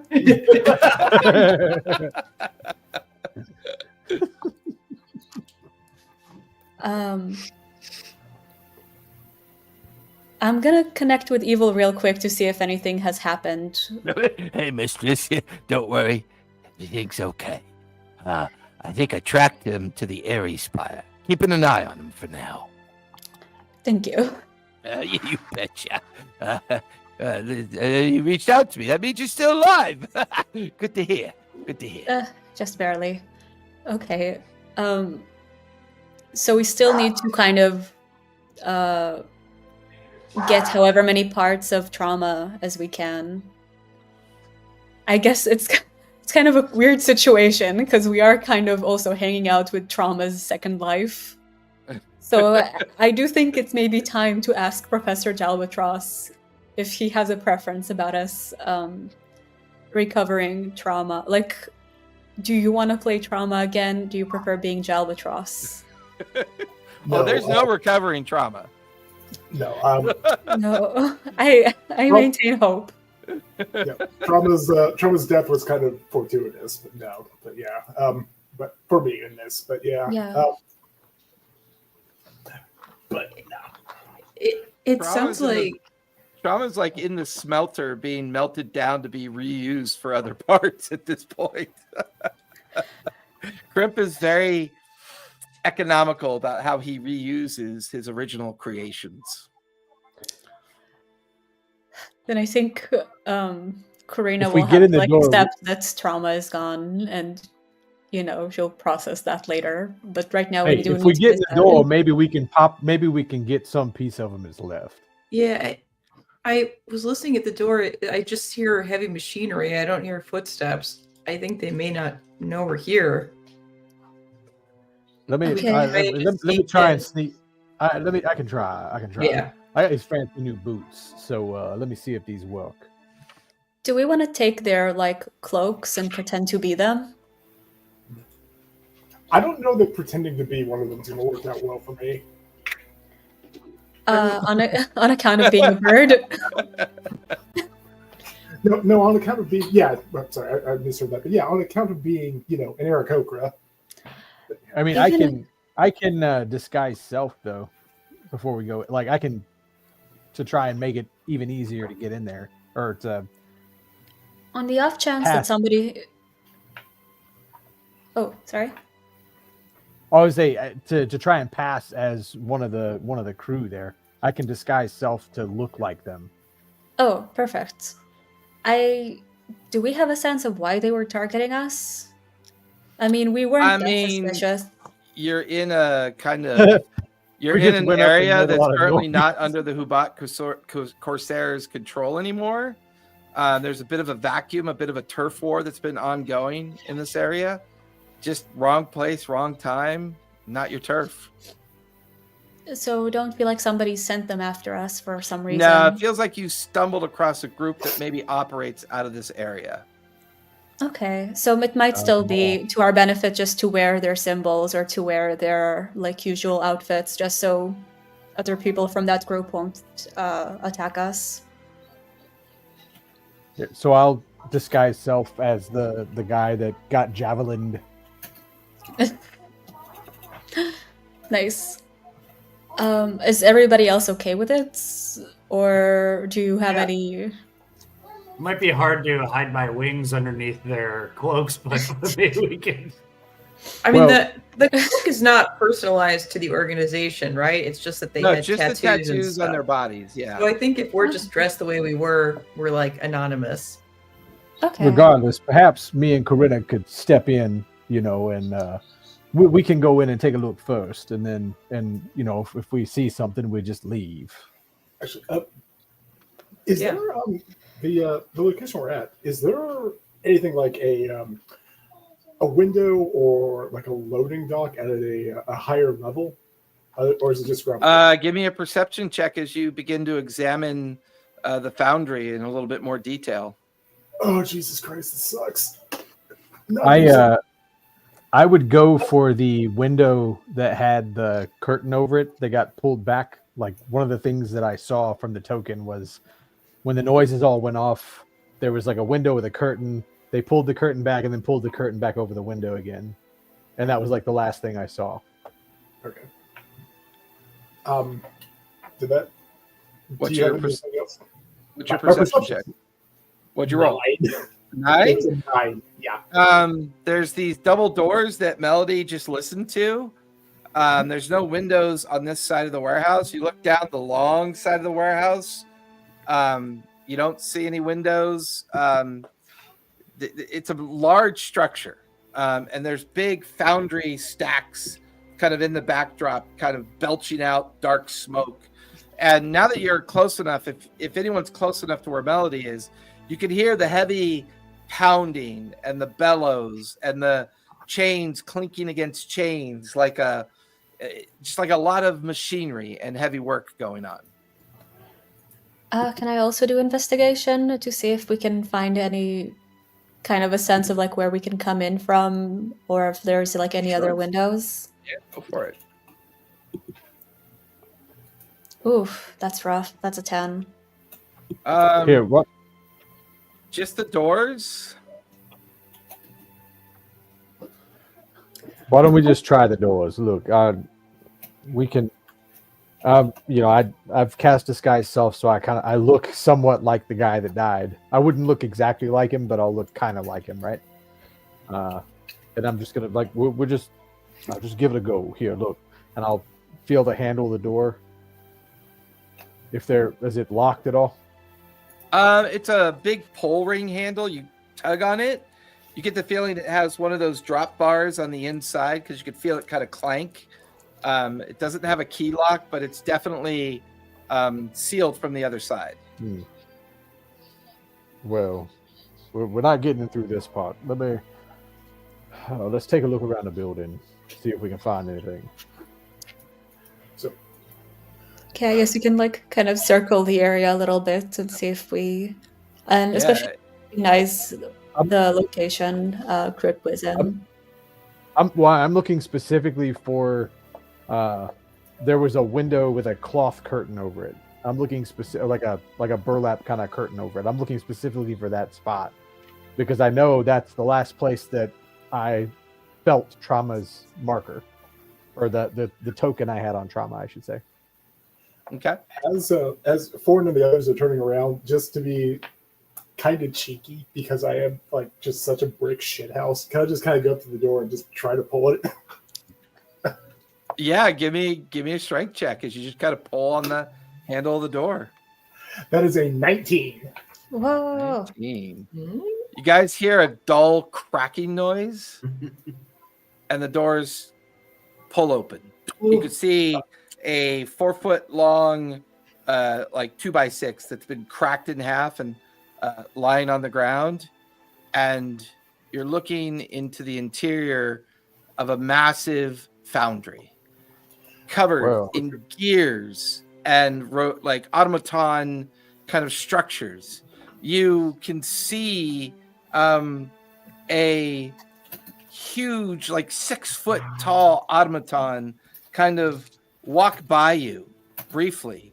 As it does, it's lights and clockwork functioning. It's hauling like 2 huge iron beams or like iron ingots towards a foundry. Then you see another one, and then you see another one. Then you see small little square automatons kind of moving about. You see some that are in shapes of triangles. This place is just a huge busy of like factory and metal on metal, the pounding, the loudness of it all. No sign of any humanoid people. Just this very busy factory-like environment. Professor Jellyfrost just wants. How far away did Foreign get from me? Or did he get like? Is he I would still, have just stepped back. Yeah, he would just Yeah. start stepping away. And then Okay. the door's So open. he just kind of really. So your character is what, like 6 foot something? Like you're a tall guy, Yeah. right?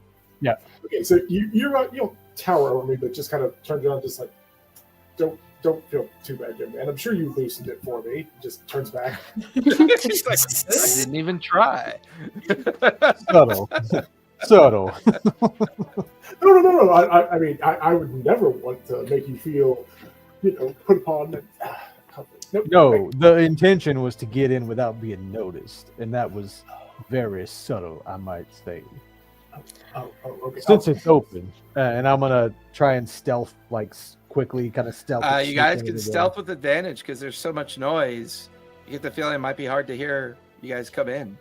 Jalbatros and Eritreo, are you guys going in or are you staying outside? I'm gonna head in with them. All right, I've got a disadvantage on stealth, so I feel like I shouldn't go in. Well, you have advantage because of the noise, so it's a regular stealth check. Just be a straight stealth check. All Yep. right. It was a 23 for me. Okay. 19. Okay. Where's my second Hands. dice? I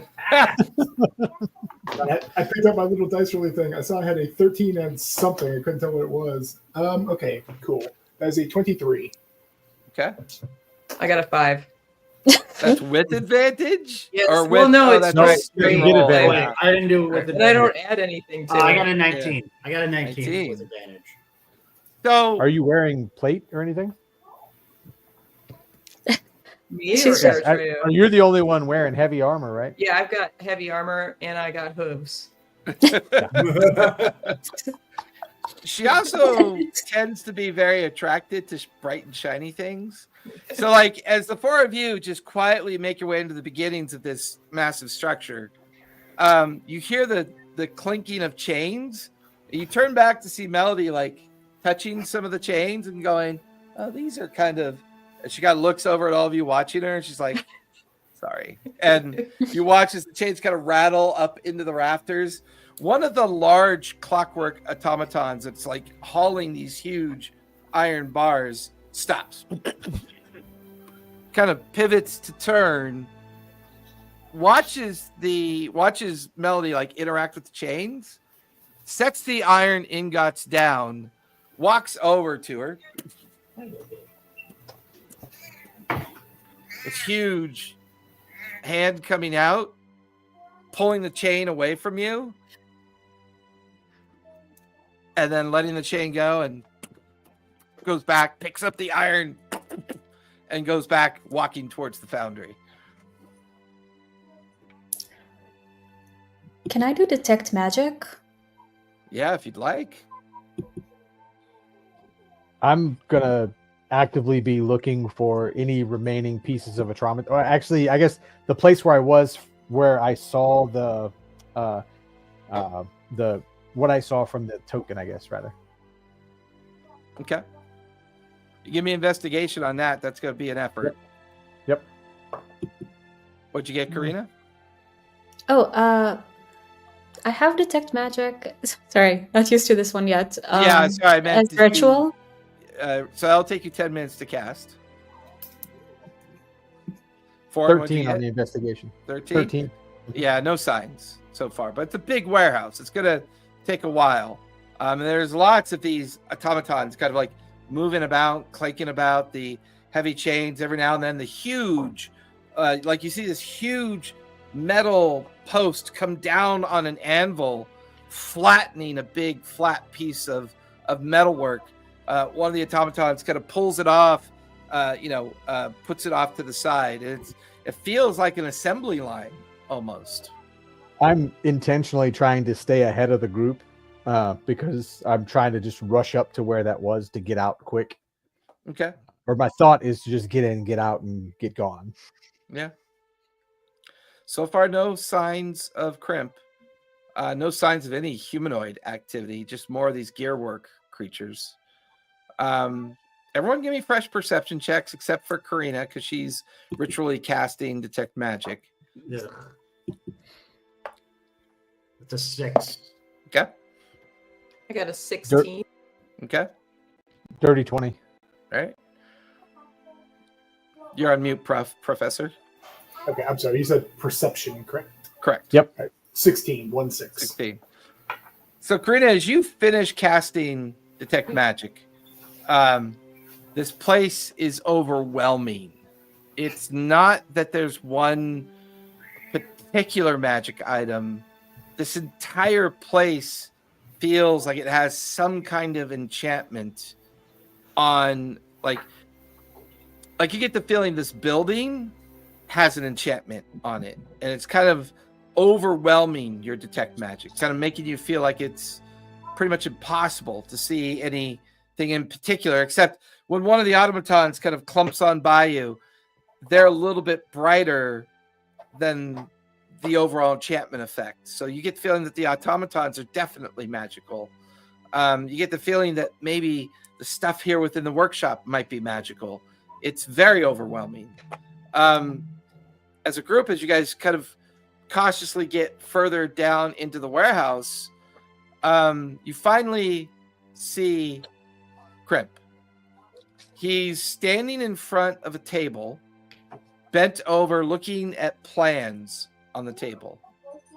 There's maybe about a dozen of the automatons around him doing work. Well, if you're going to come in and make yourself comfortable. His back is currently turned to all 5 of you.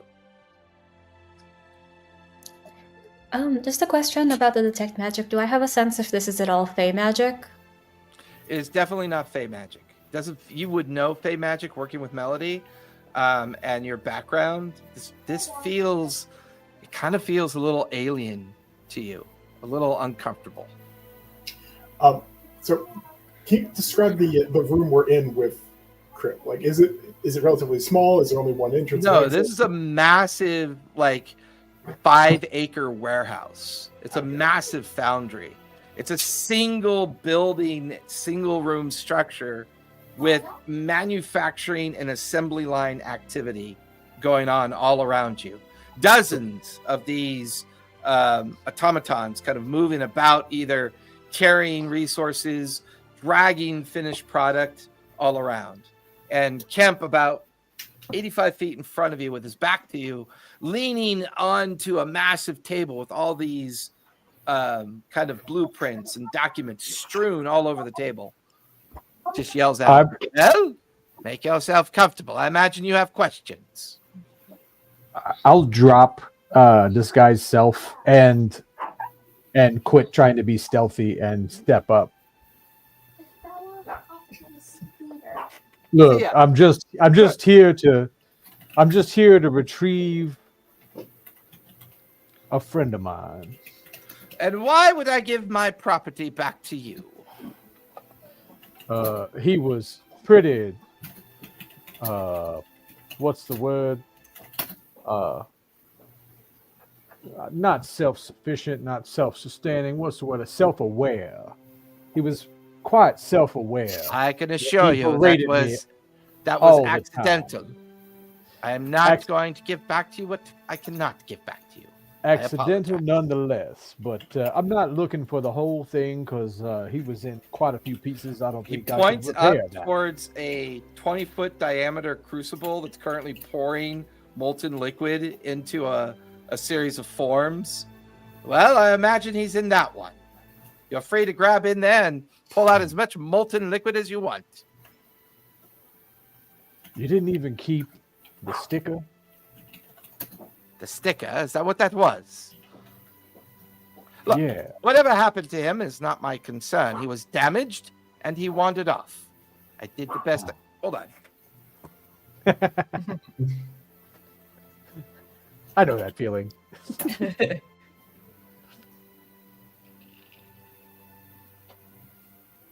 This thing. Oh. I'm in charge of Callista's fur child. So Uh-oh. cute. This Oh thing my is pure goodness. evil. Oh, Pure evil. Suddenly we're fighting a giant furry Tarrasque. Yeah, a furry papillon.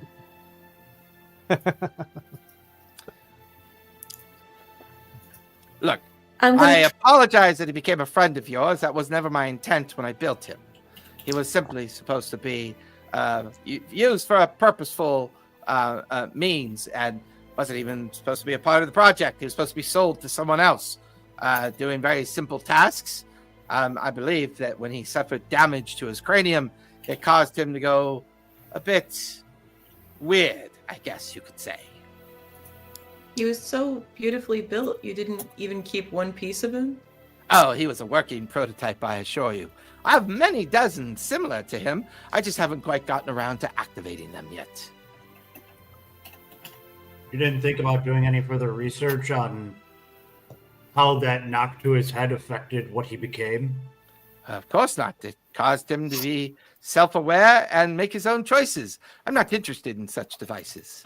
I need these things to work and function for the purpose that they're designed for, not to go all biblity and run amok in the city. He turns around. Well, 5 of you. You really must have liked him. That's fascinating. He kind of walks over to a couple crates and sits down. Now, that couldn't be the only reason why you've come here. And he takes a long look over at Karina. Roll an insight check. Do I feel like he thinks that I'm the orc that I'm pretending to be? Oh no, you get the feeling he's seeing right through your magic. Ooh. Oh, fun. I hate that. Like, Go I'm ahead, rolling make an insight check to insight check. see if it's like recognition or. Ooh, I like that. That's 21. Okay. So I'm gonna transform back to the police officer that he met beforehand. Ah, I thought I recognized you. If you want to maintain your changeling form, feel free. You'll find no offense taken here. I happen to find your kind quite interesting. Yeah, it seemed that way. You very expertly packaged one of our kins.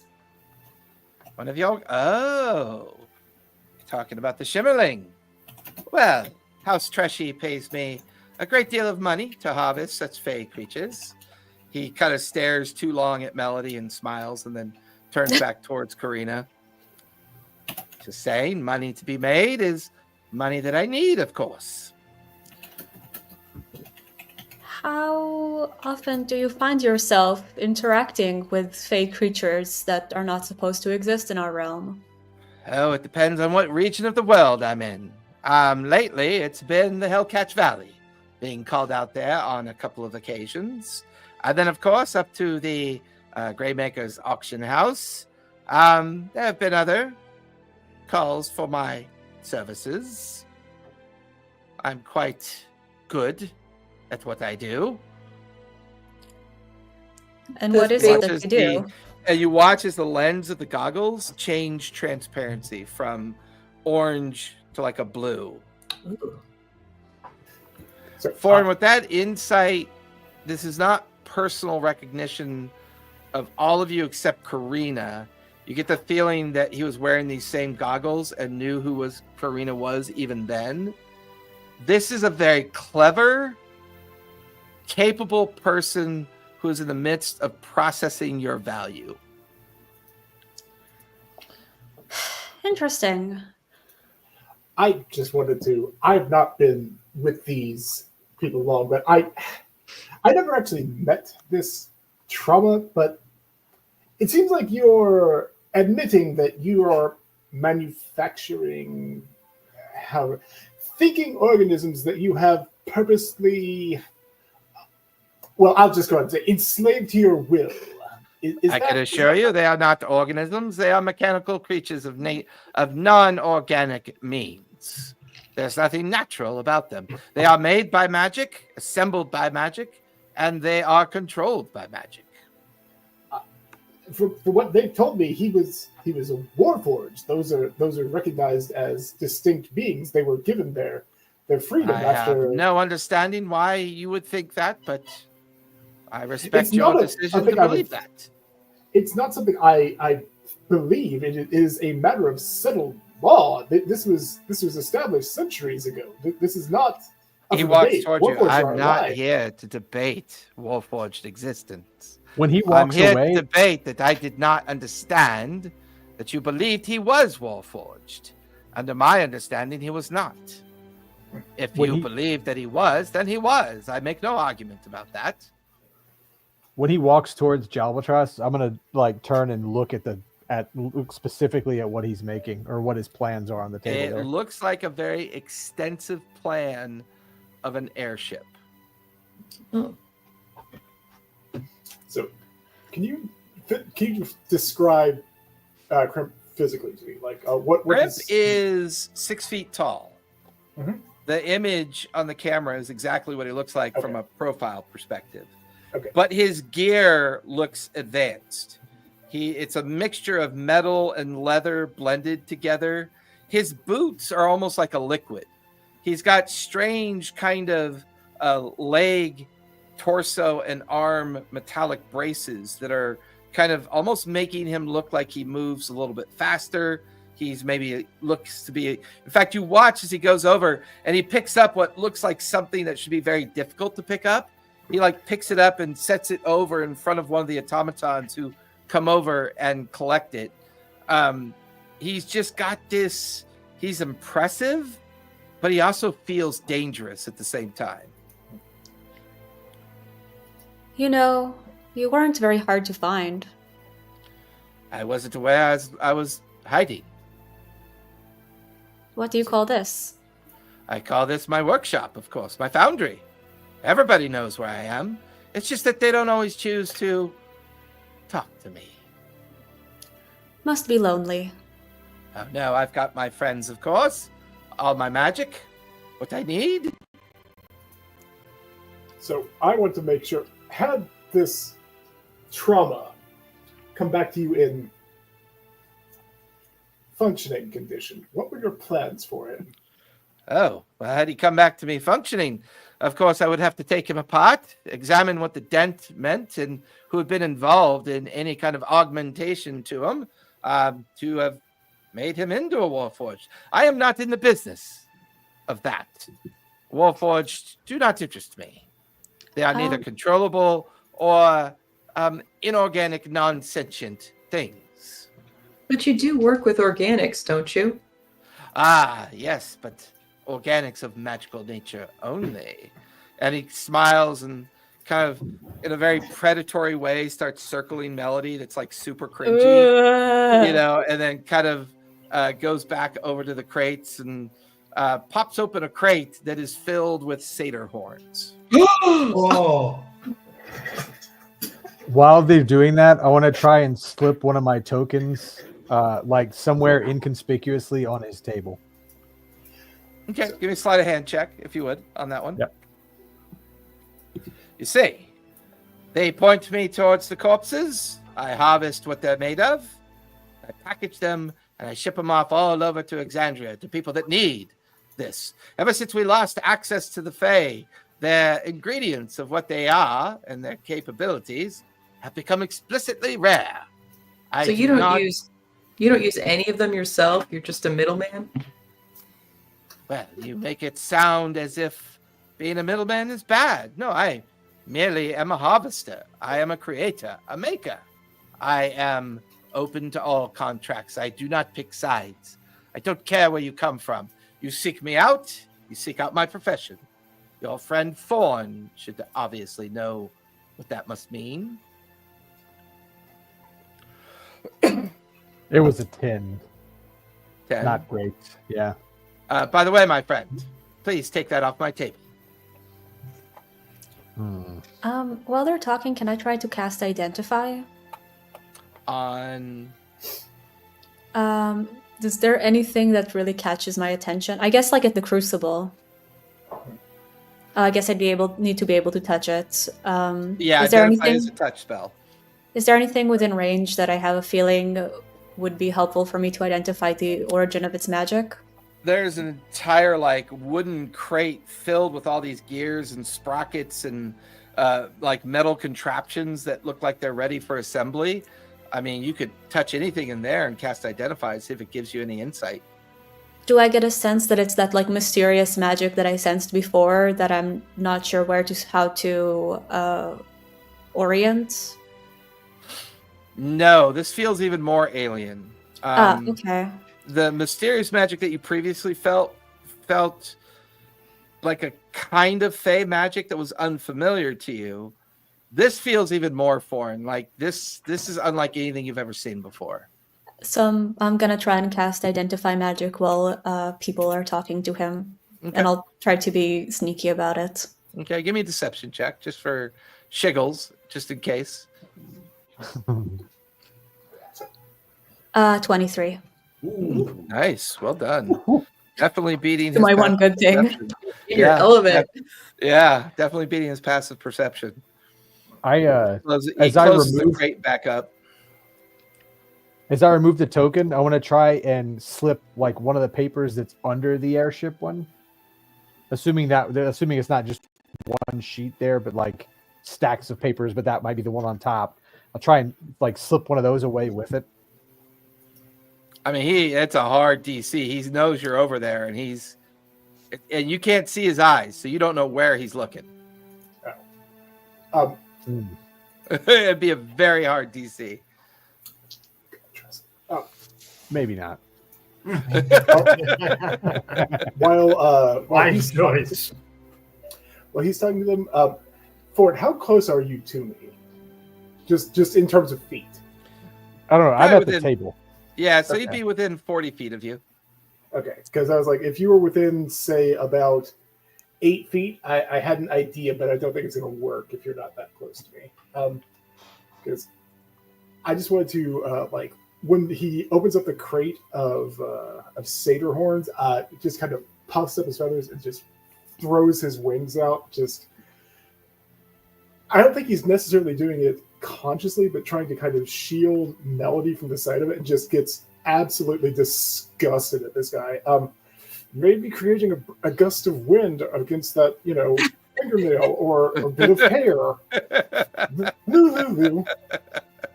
Look, I'm sorry if this bothers you, but you came seeking me, did you not? I was tagging along with these young people who seem to have a grievance. And it sounds like you are involved in the trade of parts of sentient beings. How?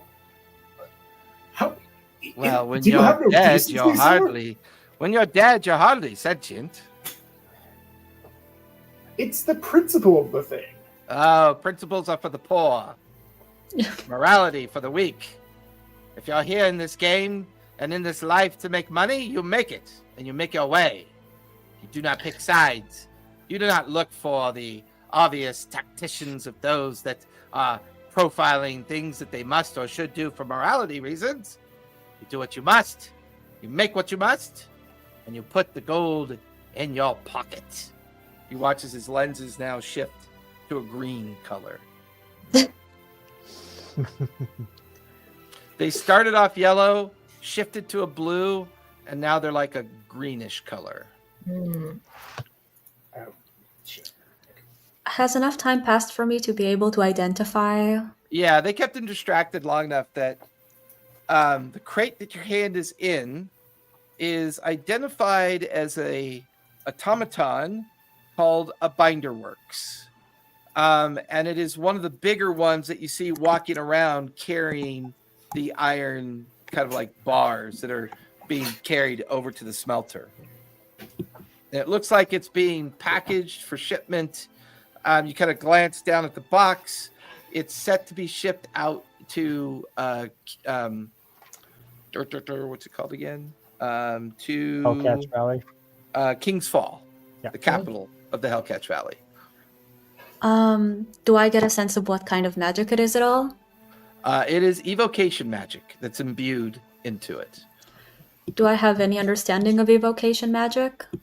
It tends to be powerful and dangerous because you identified the Binderworks is very strong. It's capable of multiple attacks. It's a very powerful construct. It's just currently not assembled. I'm gonna try and sneak a little piece of it. Give me a sleight of hand check. I'll say with advantage because the other 4 are keeping him occupied. I also have wrist pockets. I guess that's also 10. Everything takes 10 minutes, man. You know what? I'm not gonna steal it. It's not worth it. Okay. I'm more than willing to try if you'd like. Oh, I'll try. Whatever. I'll try. Yeah, give me sleight of hand with advantage. I would also try to distract the guy because I'm like, so an airship, huh? What's this airship for? What'd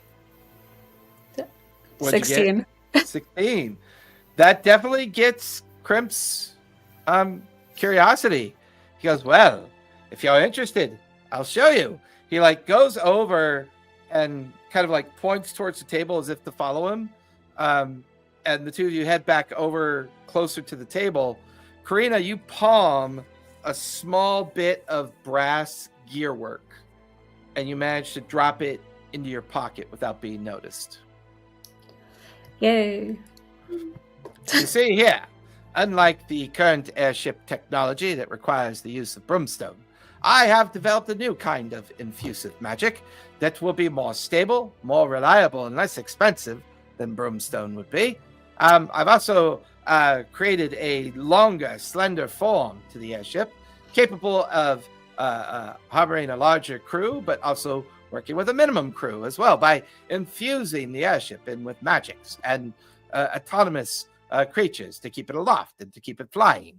And I hope to have it manufactured and assembled within the next few months, if possible. Do you happen to know anything about airships, dear boy? Been on a couple in my life. Ah, crashing or flying? Bit of both. Ah, I would call you a seasoned vet then. Ha ha. Ha. Oh my god.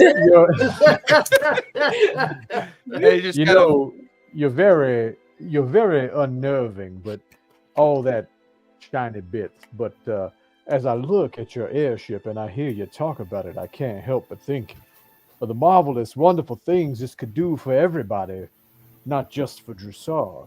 Sure, you'd get all the glory for being the one producing such a wondrous item. His goggles shift to a red color.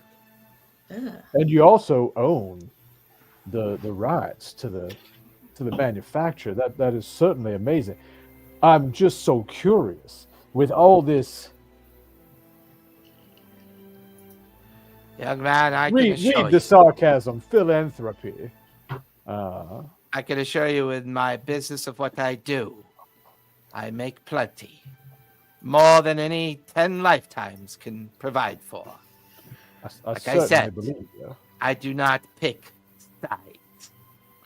You notice his Arms? hands begin to kind of like tremble for a moment. Uh-oh. And he Oh. quickly goes up to his goggles and he presses a switch. And it switches back to the previous yellow color from when you first encountered him. You watch as his hands slow down, stop trembling. But, sorry. Sometimes. Can I roll an things- insight check on that? Yeah, if you'd like. Well, arms dealing. Oh, sorry. Arms dealing. Yeah, never mind. Wing That's, If you want to call him arms an arms dealing. dealer, you go right ahead. That's a 21 for the insight check. Yeah, you get the feeling he is afflicted with something. Do I get the sense that the lens is changing color? Does that have any kind of like arcane element to it, or is that purely mechanical? Oh, it's pure arcane and mechanical at the same time. All right, can I roll an arcana check on that, see if it cues anything on me? Sure. So, what's all the money for? Ah, security, options, the ability to make sure that no one can take neither one from me. There's a 17 on the arcana check. Your 17 doesn't make it familiar with the nature of the magic of the goggles, but staring at them allows you to notice that they are very delicately stitched into the face is facial skin. Ooh. Mm. Ugh. That forgive me, young man. That surgery that seems quite an interesting augment you have there with your ocular implants. Now you're speaking my true language. Augmentation.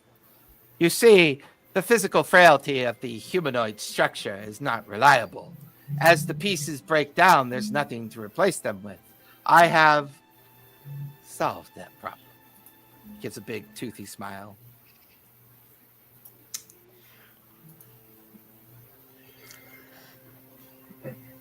So, oh god, I know part of you know- wants to just go over there and beat the shit out of him, but the other part part of is me really like, wants to. this yeah. guy's fucking scary. Yeah. Some of us don't have the difficulties with that longevity that Yeah, I'm not talking about longevity, young man. Longevity is for pussies. Immortality. Augmentation takes care of all of the weakness of flesh. I don't. For example, I could call over one of my automatons to take your heart from your body, squish it in its hand. How long will you live then? You won't, of course. Oof. However, I don't rightly know. surgically remove your heart, your lungs, and replace them with an augmentation that will never fail you, never rot, never fall from you, and always be there for you. At a price, of course. Because you know, everything has a price. How very lucrative. Yes, it is. Karina's like, this guy has the right idea, actually. I'm a bad guy, so this is kind of appealing. It's kind of cute, actually. You know, I can relate to your angst around options. It feels like as of late, the options are diminishing for many. Surely, you too have felt that. You feel a voice in your head, Karina, and it's Crimp's voice. The color of his goggles shift to like a dark, opaque, kind of black color as he casts message on you. Are your friends aware of your lies? I smile. I don't say anything, I just smile. House Loomis is done for. The Ivory Syndicate's already taken care of that. You should get them off your mind and move on. Better, even better. There has, they were polishing, they were, God damn it, Houdini. they weren't up to snuff with my ambitions. I feel like Dr. Albatross literally wandered off with his ADHD, you know? following one of the little cubes around the floor. Yeah. Yeah. Like, this is an interesting contraption. Starts Hello, following it sir. around. Hello. Hello. Hello. I mean, is there a cat in the warehouse getting into random shit? Because that would be appropriate. I mean, shiny stuff. So he's like pecking at it, like.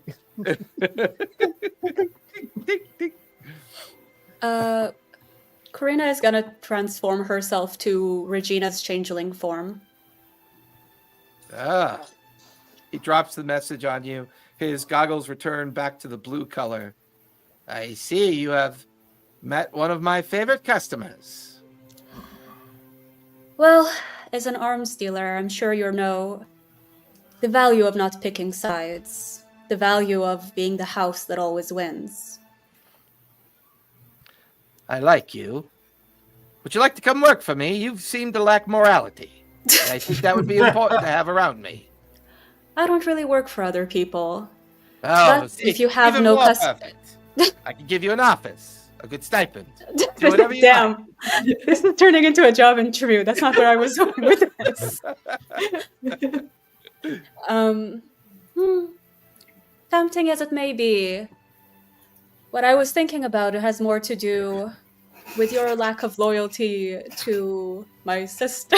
And I'm gonna try and pass it off like Regina is my sister. Give me a deception check.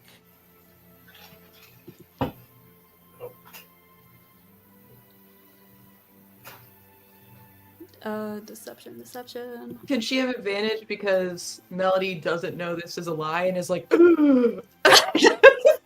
It's a 23. A 23? Yeah. His goggles shift back to the red color. I assure you, his hands are shaking as he speaks. His arms kind of shaking a little bit as well. I assure you, I'm not aware of Regina's familiar status. If she has a sister, you say so, that's fine. She did not make it aware to me. And he kind of screams that out and then shakes. And he quickly touches his goggles, and you see a little thin wisp of blood coming from the edge of one of the stitches of his goggles. And he quickly wipes it away, and the goggles go back to a yellow color. Says, sorry, didn't mean to get overly emotional about that. But anyways, Can I are you here roll to buy, purchase, trade? Have you become lackluster with your satyr friend and are looking to part her out? I can accommodate that as well. Not at the When he moment. says that, Sorry. Please trust that I'm just trying to act like a bitch. I am not truly. He just looks over at Professor Jalbatros and goes, ha ha, ha. No, Ah, I am more in the His business of creepy inquiry. dad joke going off. so, Truly, we were. Sorry. I don't know. Go ahead. We have come here to pursue the origin of this very remarkable creature that you have disposed, in part because we are in the business of inquiry. We are in the business of buying a pathway to another world. And your name precedes you. Is Kinda that something you're... stares- He stares at you for a long, very long minute. And then his goggles kind of turn to all of you. They say there is a monster that has left the Fae, and that it eats at night, and I start to quote the Raven Queen's warning for me in a very cryptic way that makes it seem like I'm the person who invented it. Yeah, he gives you a very broad smile with his toothy grin. Perhaps Well, we do have something in common to discuss. I was just as surprised as the rest of you to have been called to harvest that Shimmerling's remains and its condition, making most of what I recovered quite worthless. Except its condition has telling me a great deal of information about it. Interesting. What would it take for you to depart with that information? Gold, of course. I think I've been pretty obvious about my greed. Gold, really? That's all you need? Well, let's say 200,000 gold, and I'll tell you all I know. How blasé. I'm gonna look at Corinna like, you're a terrible negotiator. She's not a negotiator. She's just simply a liar. Yeah, okay. Let me finish the act.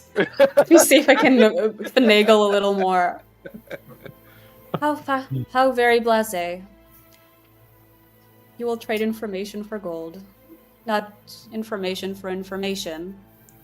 I guess you don't care about what you don't know. All that my sister has kept from you. Everything that I know is all I need to know. Well, enjoy your gold while it lasts. While your life lasts. I wouldn't worry about my life. It is already arranged. Is it? And I'm gonna do intimidation on that. And try and see if I can touch on his mortal fear and the fact that he does not know. It seems like he knows he knows that Regina is bad, and he is not a fan of her not telling him everything. So I'm gonna really try and harp on that. Yeah, go for it. Give me an intimidation check. 17. 17. You guys watch as both Karina and Crimp kind of devolve into this kind of glowering, like back and forth. You could tell that it's a challenge. And Crimson join it. He, like I said, I have it handled. He watches, he looks over in between some crates, and he watches another crimp comes walking out from between some crates. Oh, Oh, He looks over to some gear work, and you watch as coming around the gear work another crimp. And he looks towards an edge of the structure, and there's another crimp holding a journal, making notes in it. He just looks up and gives a creepy smile and does a princess wave, goes back to his journal. Like I said, I've already solved all the problems that need solving. When he walks Confidence back out, before the fall, I say, and kind of give him a slight nod. Are you sure I can't hire you? I like the cut of your attitude. You can't hire me Sure. for gold, but if we can scratch each other's backs, I'll let you know. One I don't hear often. My back does not itch anymore, but thank you for the offer. It's called a quid pro quo. I'm so bad at this. Ah, subtlety. Ha ha. Ha ha. It's called a metaphor. ugh. You swine. Yes, Professor, you seem to have thoughts on your mind. well, this wasn't supposed to be. While he was talking to Corinna, can I kind of do an investigation or a religion check? I just want to see if either my amulet has kind of clued me into anything that maybe Remnus wants me to notice something, or if like there's hey, a feather or something to be like, oh yeah, I want you to act like right now, like do something impulsive, but. What do you mean? What are you trying to do?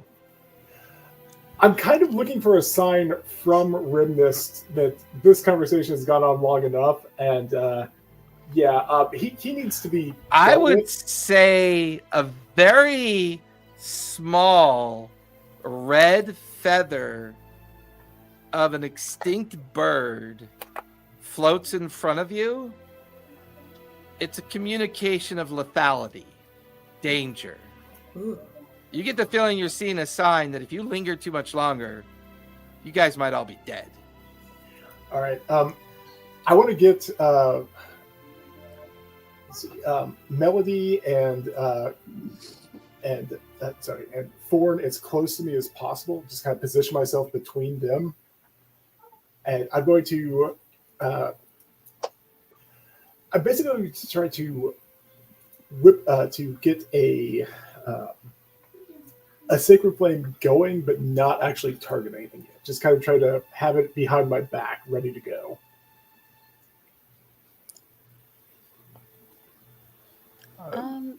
If I see you do that, I'm gonna come up and like put my arm on your like, put my arm on his shoulder, like, perhaps it's time to go. We didn't find our friend here. We were hoping to. So, Yes, I think it might be a little bit more severe than that. So I kind of want to look over at Eritrea and Corinna and just slam my sacred flame down on the table, like on his notes, and try to lift off with both Melody and Ford on each arm. Give me an athletics check as you do that. What is that? That is a dirty 20. Dirty 20. You guys watch as the sacred flame goes off, grabbing Melody and Forn, shoots up into the rafters, and there's a skylight right above you, crashing in and through the skylight, leaving Eritrea and Karina behind. I'm trying to grab Karina and fly up with her. No, wait, please fall grab behind. Thorn. As all five of He's you got soar Ford and me. out Oh. the skylight above the window panes, crashing around you. You look down to see all the crimps, all dozen of the crimps, Oh. looking up at you. Their goggles constantly shifting, smiling, and he simply, all of them are just waving. Can I wink? Sure. Can I wink and say, let's try to maintain the illusion that this is totally part of our plan, you guys. Yeah. He's playing right into our situation. Before long, you guys gotta settle into one of the nearby alleys along the warehouse, kind of catching your breath out amongst the crowded and choked alleys of the Ember Spire. Well, this was terrible. That man is a stain on society. I don't know what that was. I wish it was his warehouse we blew up. I have a feeling You have that's. had a remarkably interesting life, young man. I mean, didn't quite have the effect I was intending there, but we all made it out on one piece. That was Mr. Ford. I think you and I were of one mind. Do you think we should perhaps deal with him a little bit more permanently in the coming days or weeks? I get the impression we're going to have that conversation whether we want to or not. Yes, I find premeditated killing simply barbarous. It's not a thing I like to indulge in, but in this case, I'm willing to. Well, I mean, you saw that feather. That's as clear a sign from the heavens as possible. I think Rimdus is on board with this. Yeah, I'm not rationalizing my beliefs at all. I don't care what you guys say. I think now he knows what all five of us look like, and he's got some ugly friends throughout the city. On the bright side, till And I now, would maybe say he with doesn't your know where we insight- are. And I would say with your insight rolls that you were making, Thorn, his goggles were both magical and augmented. You get the feeling he was doing detect surface thoughts throughout the whole conversation. Ooh. Because his It is replies active. to everyone's emotions were so calculated and so on par with what was going back and forth between everyone. You clearly get the feeling he was probably detecting thoughts. Not the deep dive, because you didn't feel that kind of deeper penetration of detect thoughts, but the surface thoughts, the kind you can't really defend yourself against. No one was thinking about any marshmallow men, were they? I am slightly concerned. Again, forgive me. I dealt with many kinds, but it's an academic setting. Why did he call people felines? I don't understand.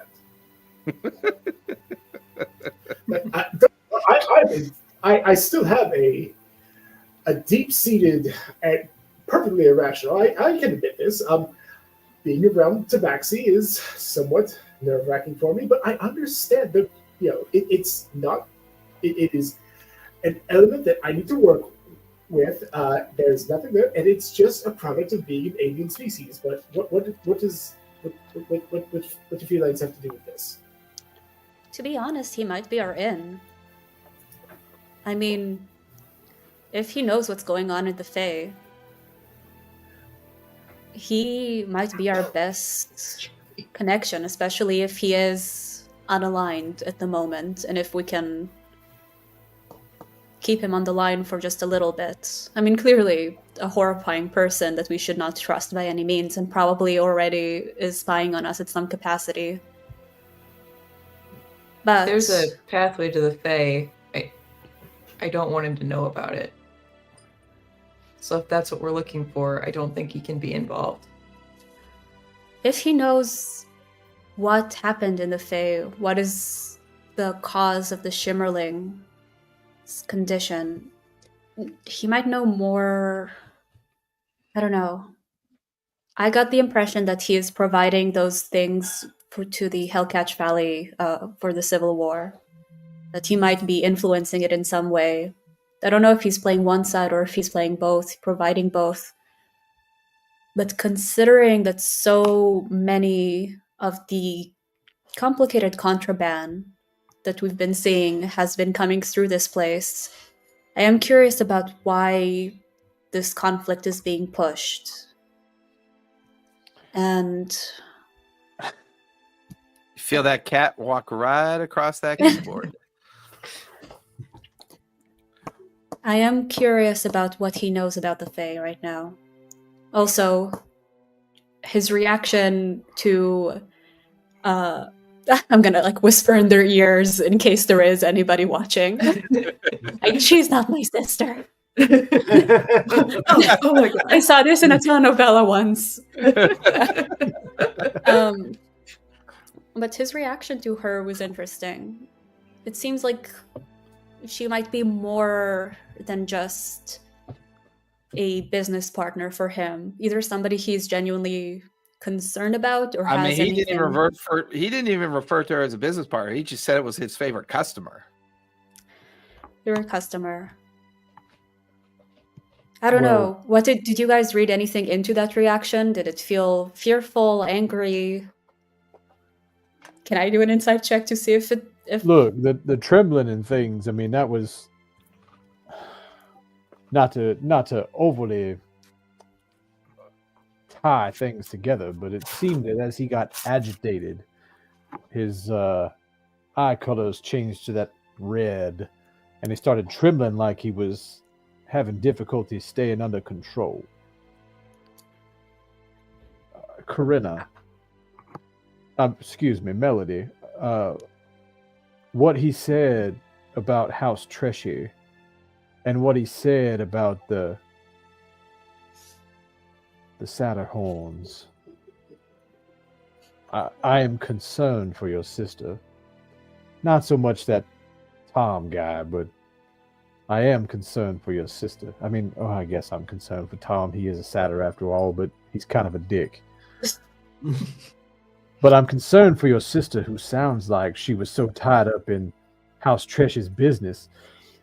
If Krem is getting his disposed of remains of these Fey beings from House Treshy, I think he's providing them to House Treshy.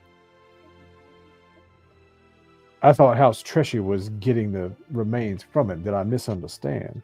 I thought it was that It sounded like House Treshy is in the business of harvesting, and he was in the business of purchasing what they harvest. Got it. Oh, okay. So he is purchasing from House Treshy. Ew. So How he described it. If House Treshy is luring along these idealist young Fey creatures about this way home and all this magical mumbo jumbo, now I'm very concerned that that's how they are providing him with the parts that he requires for his magics. Yeah, I'm Your worried sister that may be in danger. I think that she maybe has been the lure to collect this group of Fae who are then harvested.